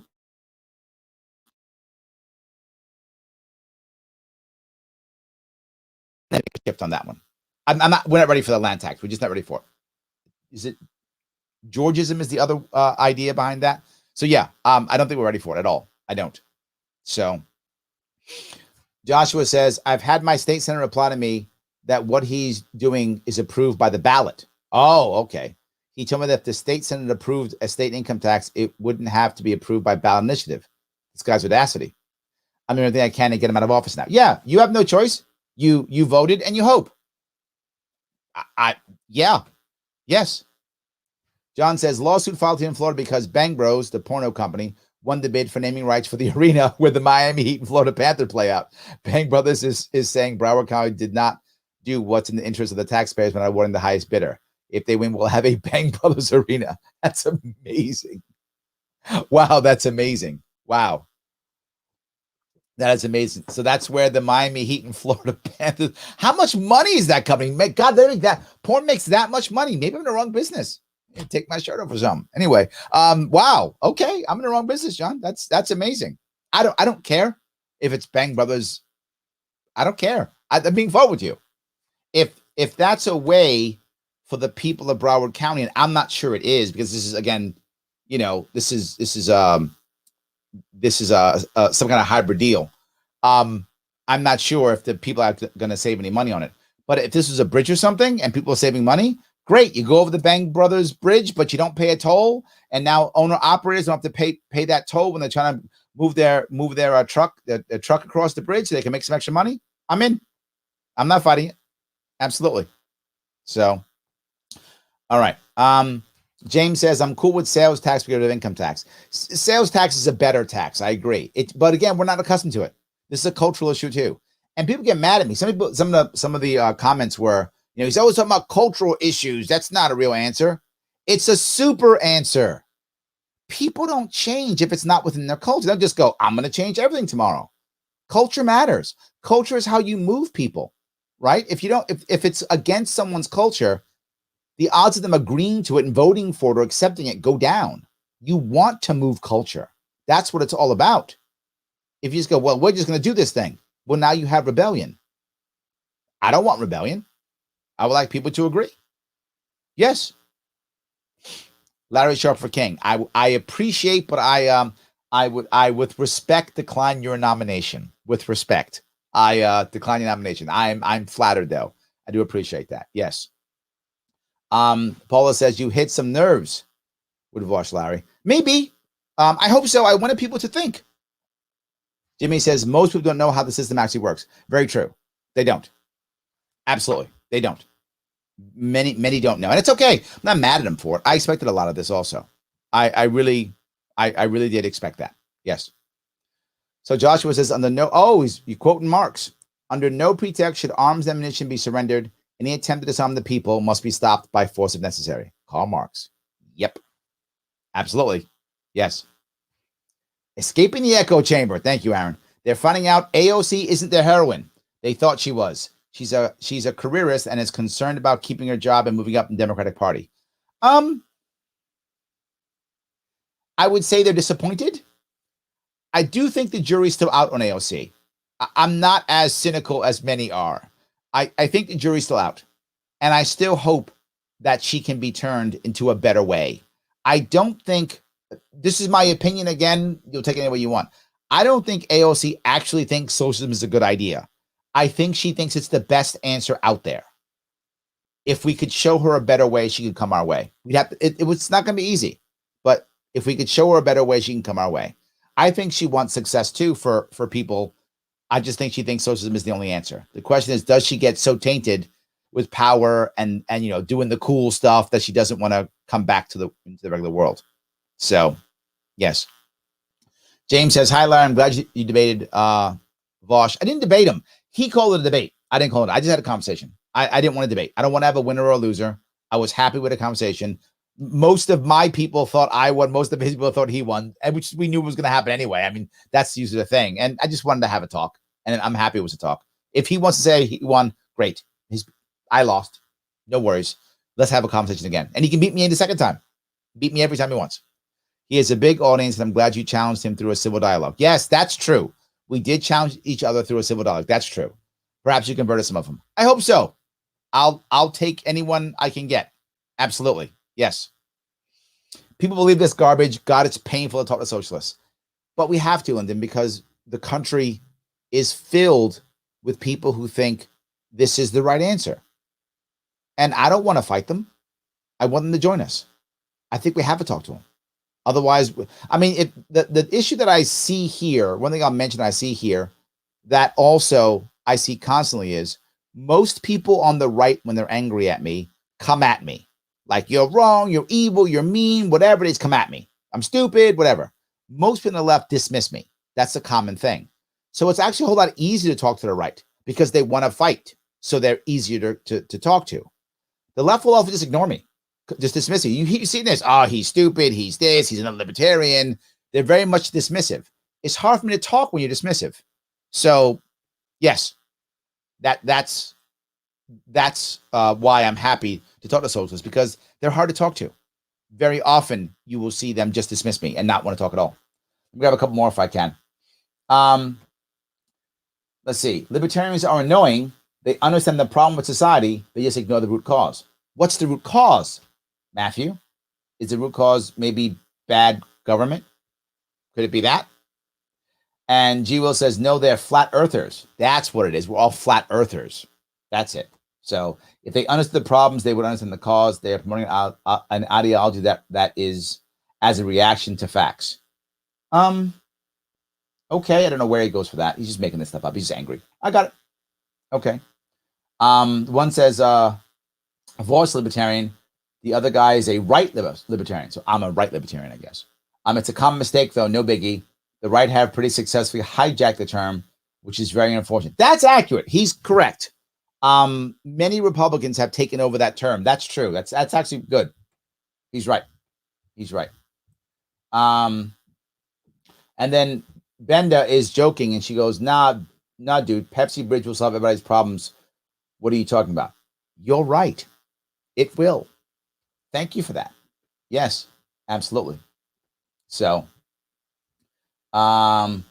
this neo-feudalism thing keeps popping up also all the time. We got one more. Wayward says, right off the bat, the libertarian forgets that advertising expenses, which his naming rights scheme is tax deductible for corporation, and so is his proposed system, transfers the financial burden back to the taxpayers. Wow, yet again, very stupid. That one's just stupid. That's not naive. That's just stupid. That's not naive. That's really stupid. It's their marketing budget already. Nothing changes. Nothing changes. It's the marketing budget. Whatever taxes they pay on their current marketing budget, they'll now pay on this. If that's zero, they'll pay zero. If it's a lot, it's a lot. It's what it is. Nothing changes. Luckily, some people, I'm going to tell them how dumb he is. That's just some guy being, I'm mad, and I'm going to show this guy that I know stuff. You don't know anything. You've embarrassed yourself yet again. A lot of these guys, if people from outside the echo chamber read this, will be like, holy crap, they're dumb. They don't know anything, do they? It's really, some of them have said things that are really, really bad, that are just demonstrably wrong. And what I love about it, the thing that I really enjoyed, it's going to sound so bad, but I really enjoyed it, was the way they said it with such confidence and such disdain. This guy's like, what this dummy doesn't know is I'm going to say something even stupider. Yeah, this guy doesn't know. Just insanely dumb. So yes. Let's see if I can keep going here. Oh, this was cute. Guys, the debate was as refreshing as a cool can of Pepsi. Look at that. That's a nice one. I do like that. Yes. And someone says, define American culture. Take Chick-fil-A Way to Pepsi Bridge, turn down Netflix Boulevard, all the way to Procter & Gamble Square, and you'll see Macy's. Well, the only problem is you won't see Macy's. They'll be out of business. But all the rest, that's correct. And I would ask you, some random dude, that's his name, what is your answer then? Yeah, crickets. You don't have one. You have stuff is bad, America's bad, capitalism bad, and we got to do stuff. That's what you have. I have an actual plan. And if you don't like Pepsi, Bridge, or Chick-fil-A, well, then maybe you should start voting in some people who have some actual answers. Maybe you should do that instead. Or just yell about, I guess, what you're yelling about, whatever it is, and have no answers. I don't want people to struggle. Now they're struggling. Your answer doesn't solve the problem. It doesn't. So, Cave Cat says the vote with your dollar argument was destroyed for me when I discovered fair trade coffee costs a few cents more to make, but are sold for almost twice as much from a price discrimination. Like they are just playing on your sympathy to milk you for more money when they could easily have made all coffee fair trade basically the exact same price. So because a company fooled you, now this doesn't work? Are you still buying the coffee?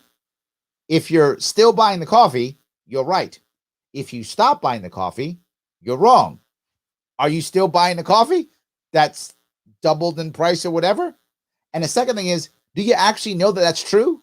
Or did someone tell you that? How do you know what they have to pay now?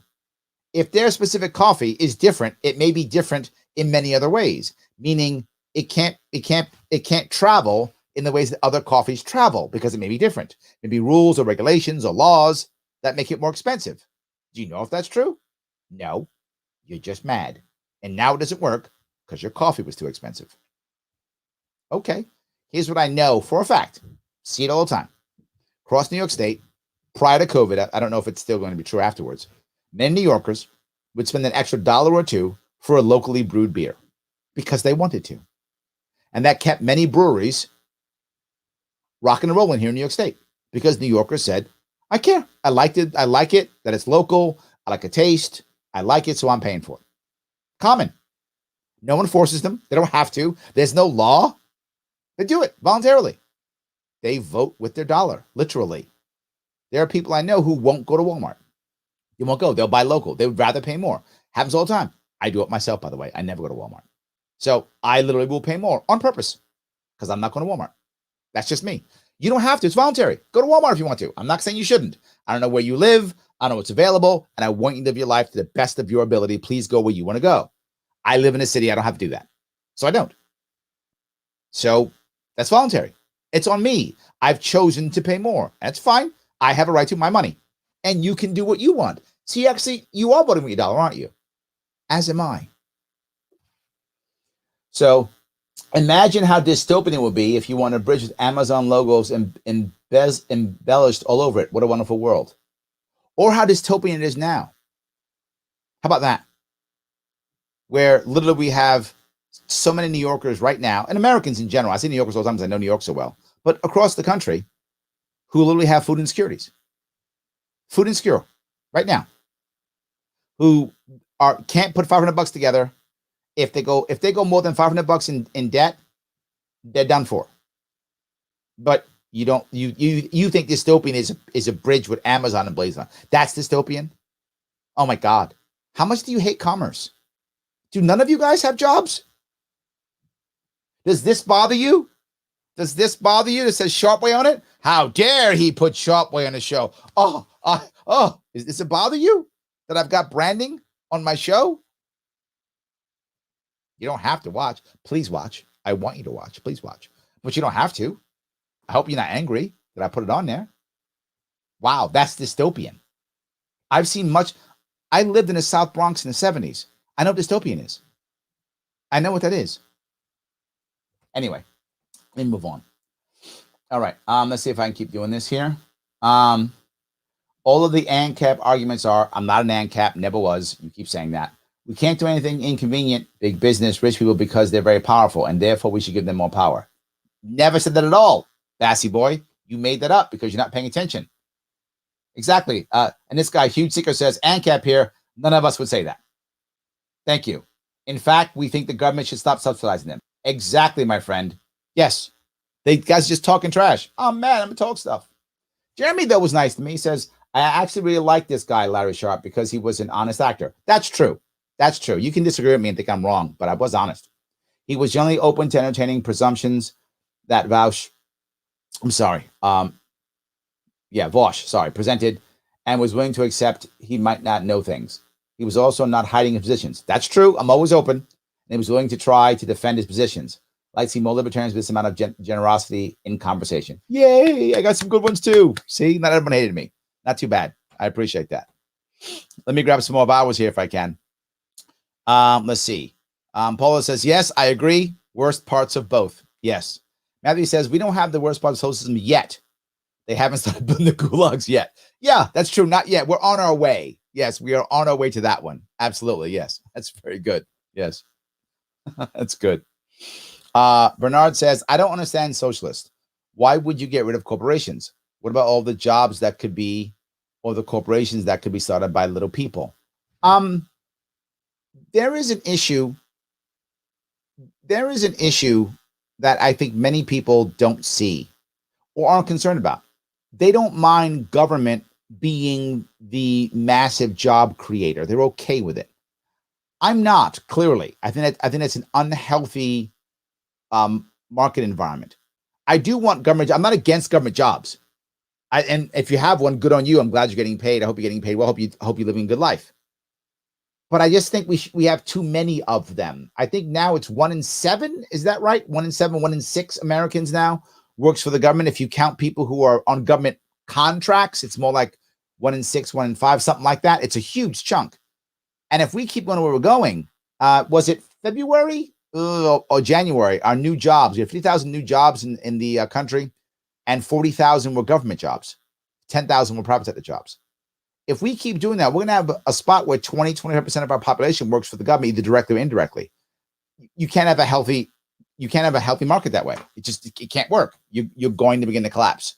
So, I think they believe that's fine. Government just make jobs. If you listen to modern monetary theory, it's just, the government spends more money whenever there's no jobs. Just spend more money and make jobs. And that's it. We just do that. Ad infinitum. Repeat. Yes. So anyway, all right, see if I can do this here. Grab a couple more. Well, no offense, Larry. When some of my fellow millennials went and got degrees in nonsense like gender studies, they can't really be surprised when they can't find a career. I don't take offense to that, Ro, but they weren't told that, right? And their environment didn't encourage this. Many people, how do you blame someone realistically? How do you blame someone realistically when their parents told them it was okay, their guidance counselor told them it was okay, their friends told them it was okay, everybody said it was okay. It was the right move. Just get the good grades and there'll be a job for you. And they went and they did it. And when they were doing gender studies or whatever the case may be, they were told, this is great. You need to know this stuff. And the colleges teach all degrees, treat them all that they're all critical. They're all going to get you a job. They're not.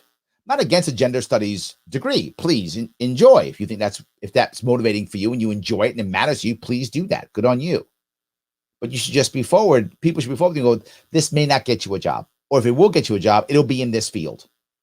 And if it's not where you want to go, you might change your mind. The sad part is I'll be willing to bet that no one's telling them this. I know my daughter is looking at colleges now, and I see what they're saying. They don't care what college she goes to. Just go to college. They don't care what you get it in. Just go to college. Why? Federal funds. That's why. State funds. That's why. Schools are judged heavily high schools are judged heavily based upon what percentage of kids go to college. It doesn't matter what college. It doesn't matter if they get a job later. It doesn't matter if they graduate or not. That doesn't matter. They go to college. So if your kid is happy being a plumber, that's a failure for the school. I'm not joking, guys. If you're in a school district, you know what I'm talking about. That's how it works. So your kid leaves high school, becomes a plumber, is happy. Good on you, plumber, or goes build houses. Awesome. She's happy. Go ahead, do your thing. That's a failure for the high school. You have to go to college for the high school to be successful. That's how they're judged. They act accordingly. And they have an environment accordingly. So now everyone thinks if I go to college, magic happens. It's not magic. So of course they're upset. And then of course they have massive college debt. Why do they have massive college debt? All these people talking about the root of the problem. What's the root of that problem? First one, the federal government, of course, for making them go to college through controlling the schools through money. But then the second thing is because the money's free. The government is backing all the loans. So what is their answer now? Free college. How could that work? How can that make it better? When has making something free made it better? I mean, maybe it has. I can't think of any time when making something free made it better. Higher quality because it's free. Now, what's your recourse? What if you get a terrible degree? Are you going to sue them? For what? You didn't pay anything. Now there's no recourse. Now your college experience can be complete garbage. And no recourse. Yes. So, anyway, we'll move on. So, the White Sox still playing Comiskey Park. Yeah, so it takes time. Absolutely. Yes. 100%. Yes. Or if you're really wealthy, you New York Yankees, you just keep your own name. That's it. Because you're very wealthy. You just keep your own name. So, crony capitalism is fascism. That's true. Very good. Absolutely true. It's a valid point. We are having trouble here. Not wanting to be a king is why you make a great king. Thank you, Michael. Because you would not rule the people. You let people live. That's true. I would. That's exactly correct. Thank you for that. I appreciate that. Yes. That's very good. So, all right. Let's see if I could. Let's see here. Dan says he doesn't understand that what those companies call expenses is them paying a person to do a job. That's the whole point. Yes, absolutely. Let's keep going. I have a couple more here I want to grab here if I can. All right. Mercedes says, Vaush, so that wouldn't work because, Larry, you are correct and also needs to defend his point. What does it keep alternating between attacking and then just justifying his own idea? I'm so confused. I know you're confused, Mercedes, and I apologize for that. The reason why I kept agreeing with him is twofold. One, because we do agree with the problem, right? If someone, generally speaking, if it's a left-right fight, generally speaking, and again, I'm painting with a broad brush. The left will say things have never been good. We've got to make them better. The right will say things used to be good, but they'll do now. Leave them alone. So now they're not agreeing that there's a problem or how the problem even exists. They're not agreeing with that. To be forward, Vaush and I agreed on the problems. We're simpatico on the problems. We both want corporations to pay more. We both don't like big government. We both want people to be happier. We both want the poor and the marginalized people to get better service. We're on the same page there. So when he says the things he says, I agree. We also agree with the startup. Here's how it happened. Here's the way the problem began. We're on the same page. Yes, absolutely. Where we differed was the solution, which is why as he was talking, I go, yeah, you're right. I'm in. That's true. 100%. And now my answer is different than yours. That's why I agreed often, because there were many things we totally agreed upon, no doubt. And some of his argument was what you're saying is difficult or can't work because of this thing. And I was going, you're right. That's why I did something else. So that's why I would say he's correct. It's hard, but then explain how I got around the hard part. Because unlike what some of your other friends thought, I thought this through and I ran a 1.5-year campaign in New York State and was attacked by the media every day. So I've already gone through these issues and had all the questions already asked. I know how to answer them already. So that's why it looked that way. I do apologize if that wasn't clear. I wasn't trying to confuse you. I apologize if I did. So Noble Noburu says, this has got to be the most logical libertarian I've ever heard in a long while. Oh, nice. Don't agree with most of his positions, but at least it makes you think and reassess your positions because it's not as outrageous as the others. Well, that was nice. That was something good. So yeah. So now, people hate the Pepsi Bridge, though. They hate the Pepsi Bridge. I don't know why. Yes. I think it's so good. I think the Pepsi Bridge is so amazing. So you'd rather have a bridge named after a dead guy. Way better. This named after a dead guy. That's good. Let's do that. A dead politician. So Diego Sanchez says, Larry Sharpe looked at the state of the advertisement and thought, you know what we need? More ads. No. You know what I said? Well, you know, we need less taxes. And then Bob says, I mean, yeah, if it means less taxes. Yes. Thank you, Bob. Yes. Absolutely. Yes. Well done. Yes. And then Diego says, you don't need less taxes. You need to make your government spend your tax money better. How's that been working, Diego? What planet do you live on? Do you live on Earth or you live someplace else? Are you in America? Do you know how bad our government spends money? Do you know how terrible we are at that? And what's getting better? What are you going to do? Yell at them?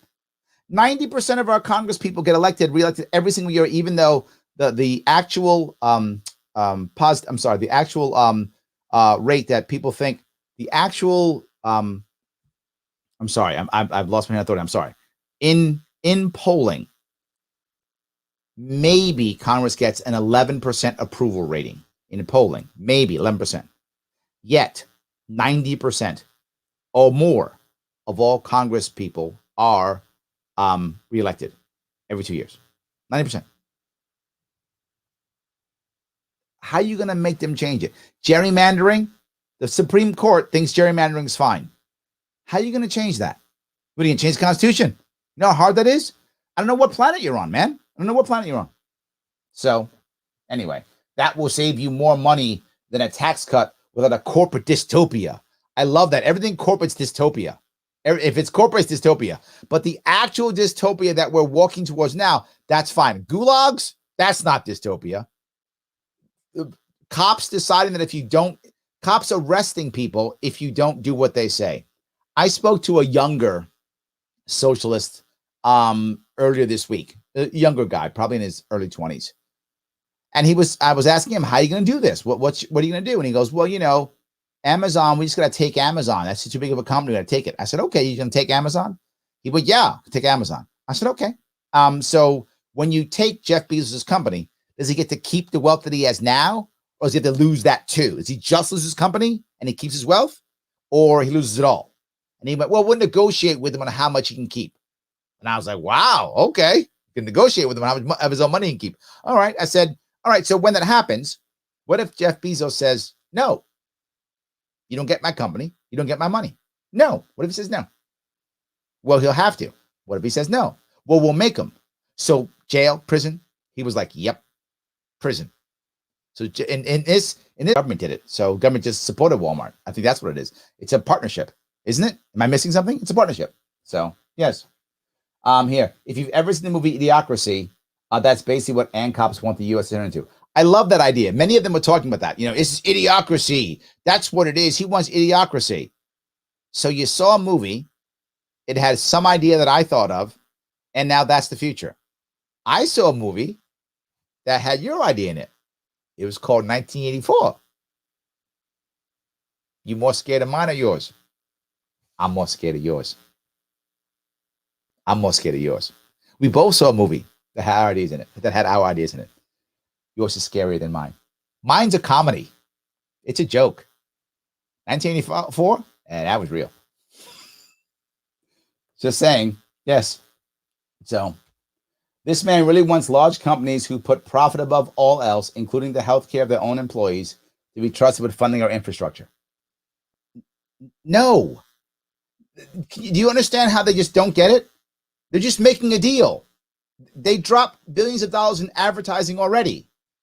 No, I'm not having companies do this. I'm just saying, I want you to write a check. I can either put a gun to your head and say, give me more taxes, in which case you will rebel in some way, shape, or form, or I can give you something of value so you voluntarily fund this for us. This is not rocket science. It's pretty much, do you want to force or do you want to allow someone to do what they want? So, yeah. Another insult. This man sounds like if New York City was a person. Well, because I'm from New York City. So, yeah, I'm okay with that.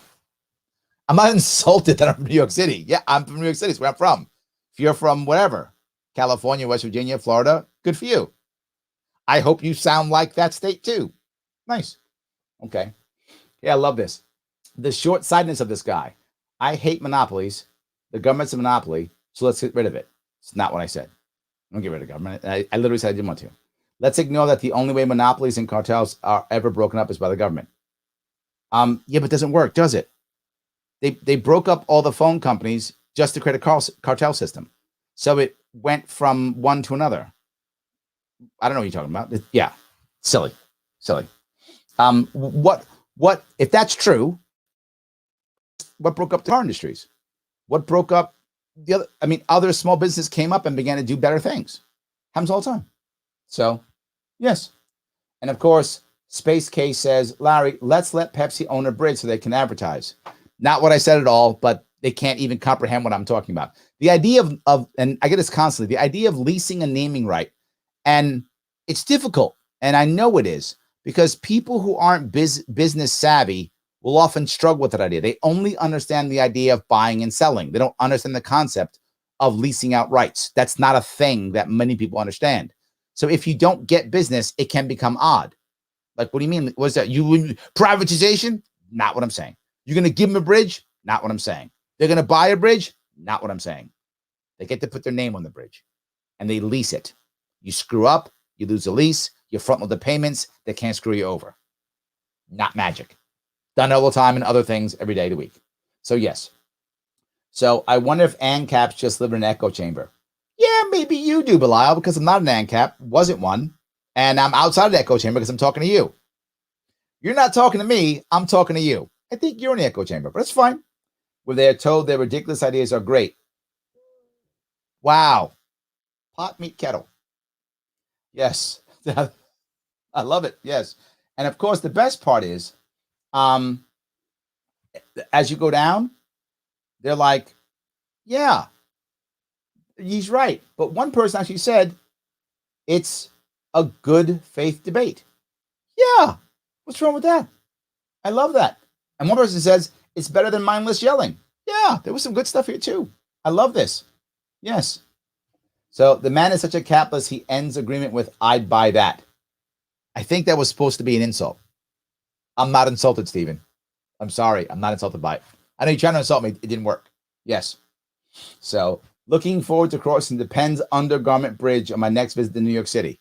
I hope you do, my friend. I hope you do.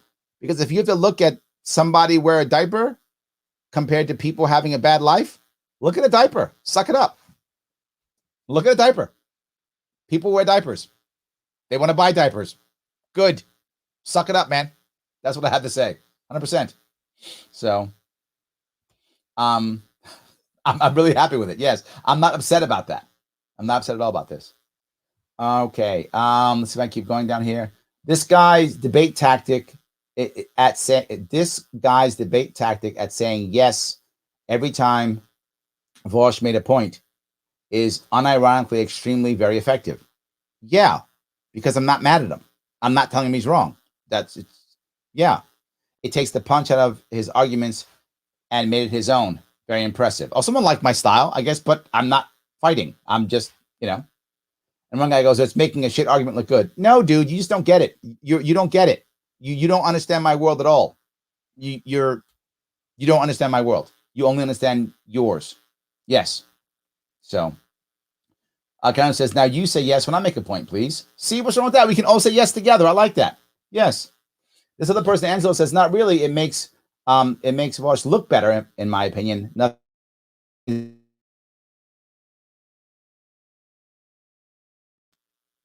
I think it's nice. I think it works. So yeah. Lol. Bob says, Larry Sharpe never even advertised this, treated this as a debate on his channel. He's just a super nice guy who tries to find common ground. Oh, someone knows. He's right. I didn't. I don't want to debate. He's totally correct. That is nice. Yes. The ultimate libertarian utopian is a bunch of hermits living in the wild, screeching at each other as they pass by. No, that's what happens when you have socialism. That's the end game of socialism. You could ask North Korea, they would tell you that because that's what they are right now. So I think you got that wrong a little bit. I think you've kind of missed that a little bit. Yeah, a little bit, 100%. And then the idiocracy piece, a lot of that, yes. So, excuse me. Texas just gave us a great example of what happens when you think like this guy. Texas screw up was completely because of government. That was a monopolistic government. That's not true. He's just made that up again. A lot of people making stuff up. That's definitely a big deal. Let me grab some more of our comments if I could. I'm glad you guys are still. I'm glad you're interested in this. I think it's good. Dan says, capitalism is your right to own a business. How does that cause so many problems? And why do you want to give up the choice to be your own boss? Yep. I mean, it says these people have no idea what we already have streets named after corporations. Yes. Yes. 100%. It's already there. Absolutely. I hate corporations so much that seeing a logo is dystopian. Yes, Lyndon, that's true. Seeing the logo is dystopian. I'm looking at a logo. Oh my God, I'm dying. Yes, absolutely. I love that. Ban logos? Sure. More Orwell, ignorance is strength. It is. 1984, Dan. What I was bringing up. Yes, absolutely. Larry, to be fair, some of what you say is straight out of ANCAP philosophy. That's true. Yes. Because sometimes they're right. I'm picking whatever's going to work. I'm not anti-ANCAP at all. I'm just not one. But some things they're saying work. So why wouldn't I use it? Right? I'm not an objectivist, but some things they say work. Right? I'm going to take whatever's going to work that gives me the freest, most realistic plan I can make that is as free as possible. And if that means I'm adding ANCAP stuff, okay, I'm in. I'm adding objectivist stuff, I'm in. Whatever's going to work. Yes. So it doesn't make you one, but ANCAP is two things they hate: no government and capitalism. It's their worst slur.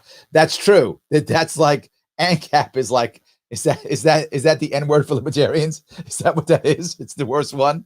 I shouldn't say I'm getting in trouble now. So yes, that's very good. Yes. Let's see. Jim says there is Guantanamo. That's a gulag. You're right. We do have one gulag. We got one, Jim. That's right. Let's hope no more. Yes, absolutely. I don't understand why socialists don't go to the border and ask the people coming here why they're fleeing socialism. Maybe you might learn something.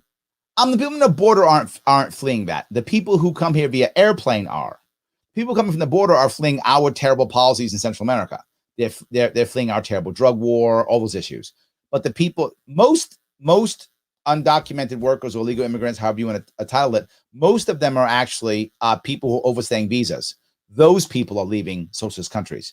People at the border are leaving, drug wars and stuff like that. A different issue. But I get your point. Point still taken. Yes.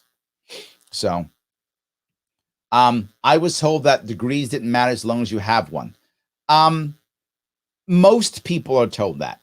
And as a general rule, depends on what you want to achieve, right? If you're looking to just get a job, sometimes that's true. But now, even that doesn't matter. Most people are looking for what you've done in the last 10 years. Those two things is what matters, right?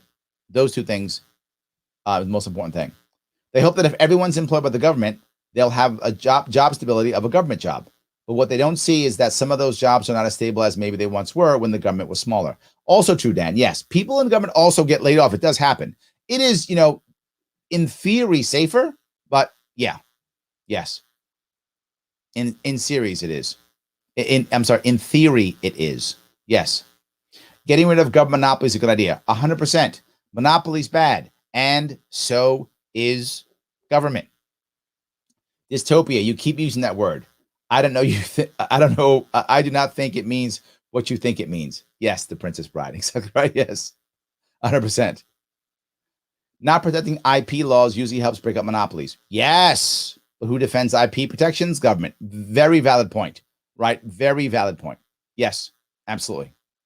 That's another way of doing it, right? Changing your intellectual property laws, because most people make their money on intellectual property. It's a whole different issue.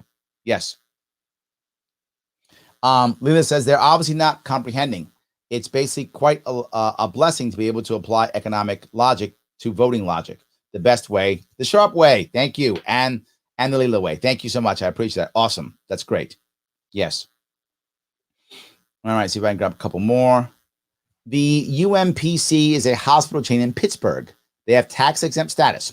Some people want these hospitals to start paying taxes because our taxes pay for the roads that lead to the hospitals. I said, no, let them pay for the roads. That way, the healthcare isn't made more expensive to pay for the taxes.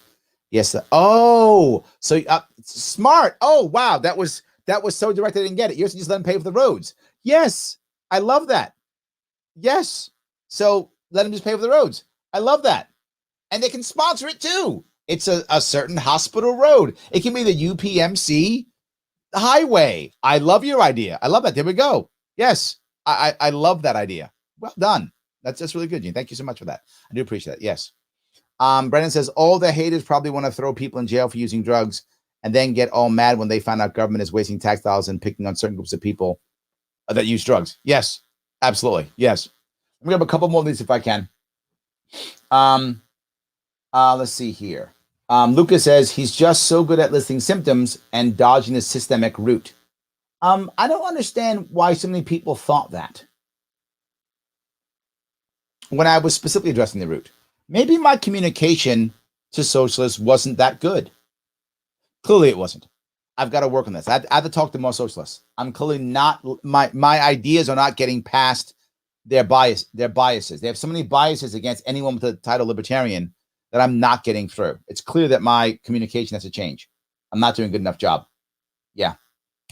I've got to do better on this one. So,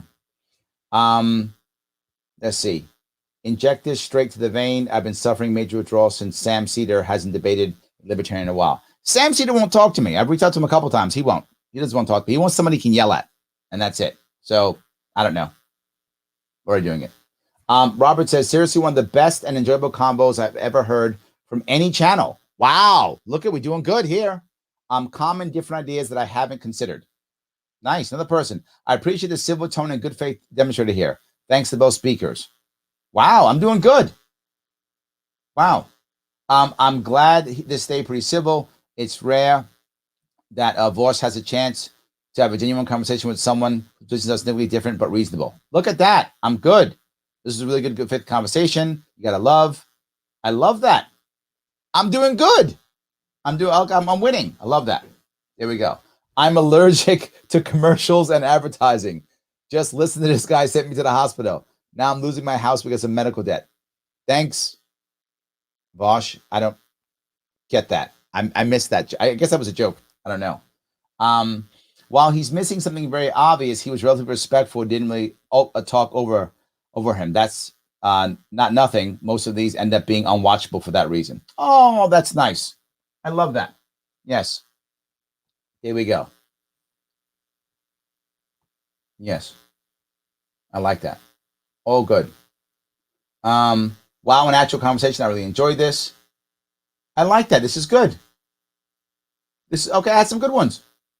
Okay, so it was no bad. See, we had some good ones too. I appreciate that one. We had some good ones on top of it. Not all bad. I love that. So Candle Jack says, Larry, to them, the root problem is capitalism. I think you hit something right there, Candle Jack. You're right. If you don't agree with that, you're ignoring the root. Yes, absolutely.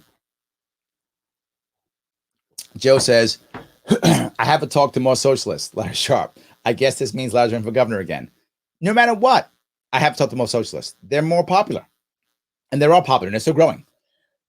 Socialists aren't going away. They are absolutely growing. And I want to keep talking to them.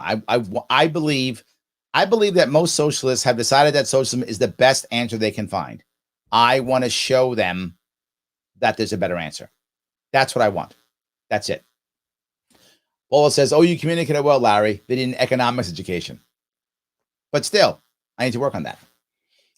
Do you believe in voluntary socialism, like someone starting a company owned by workers? 100%. Yes, we talked about it. If you want to see the show, you can watch it. I put the link in the show description if you want to watch the actual debate. It's about 2 hours long.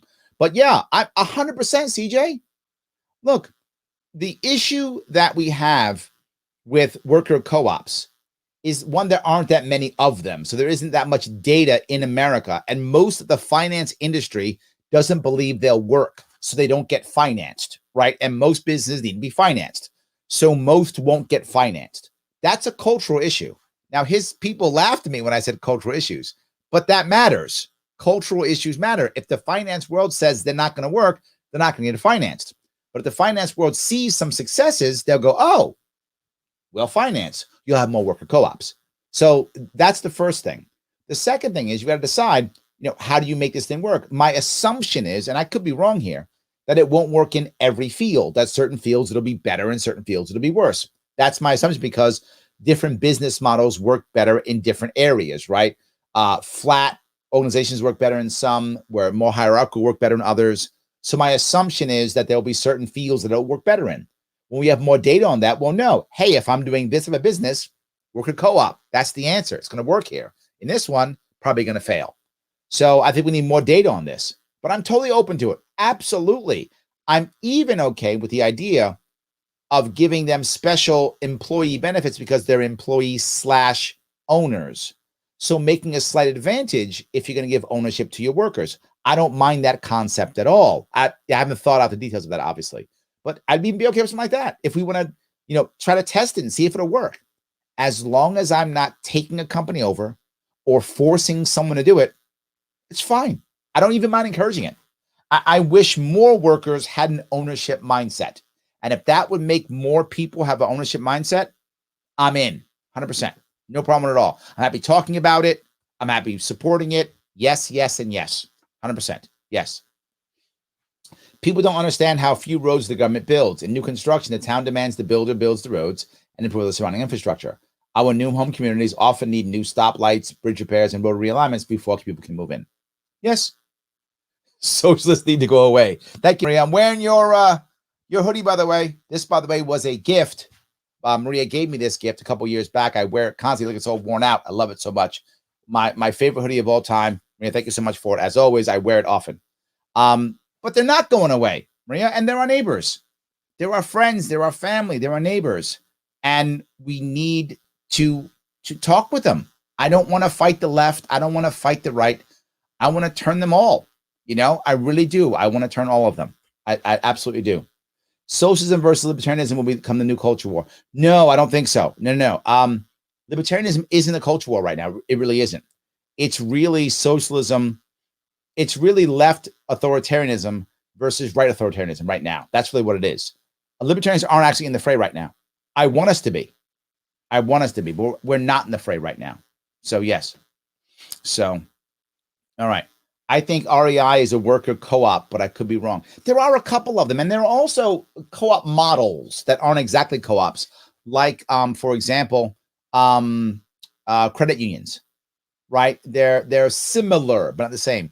Co-ops, when it comes to apartment buildings, again, similar, but not the same.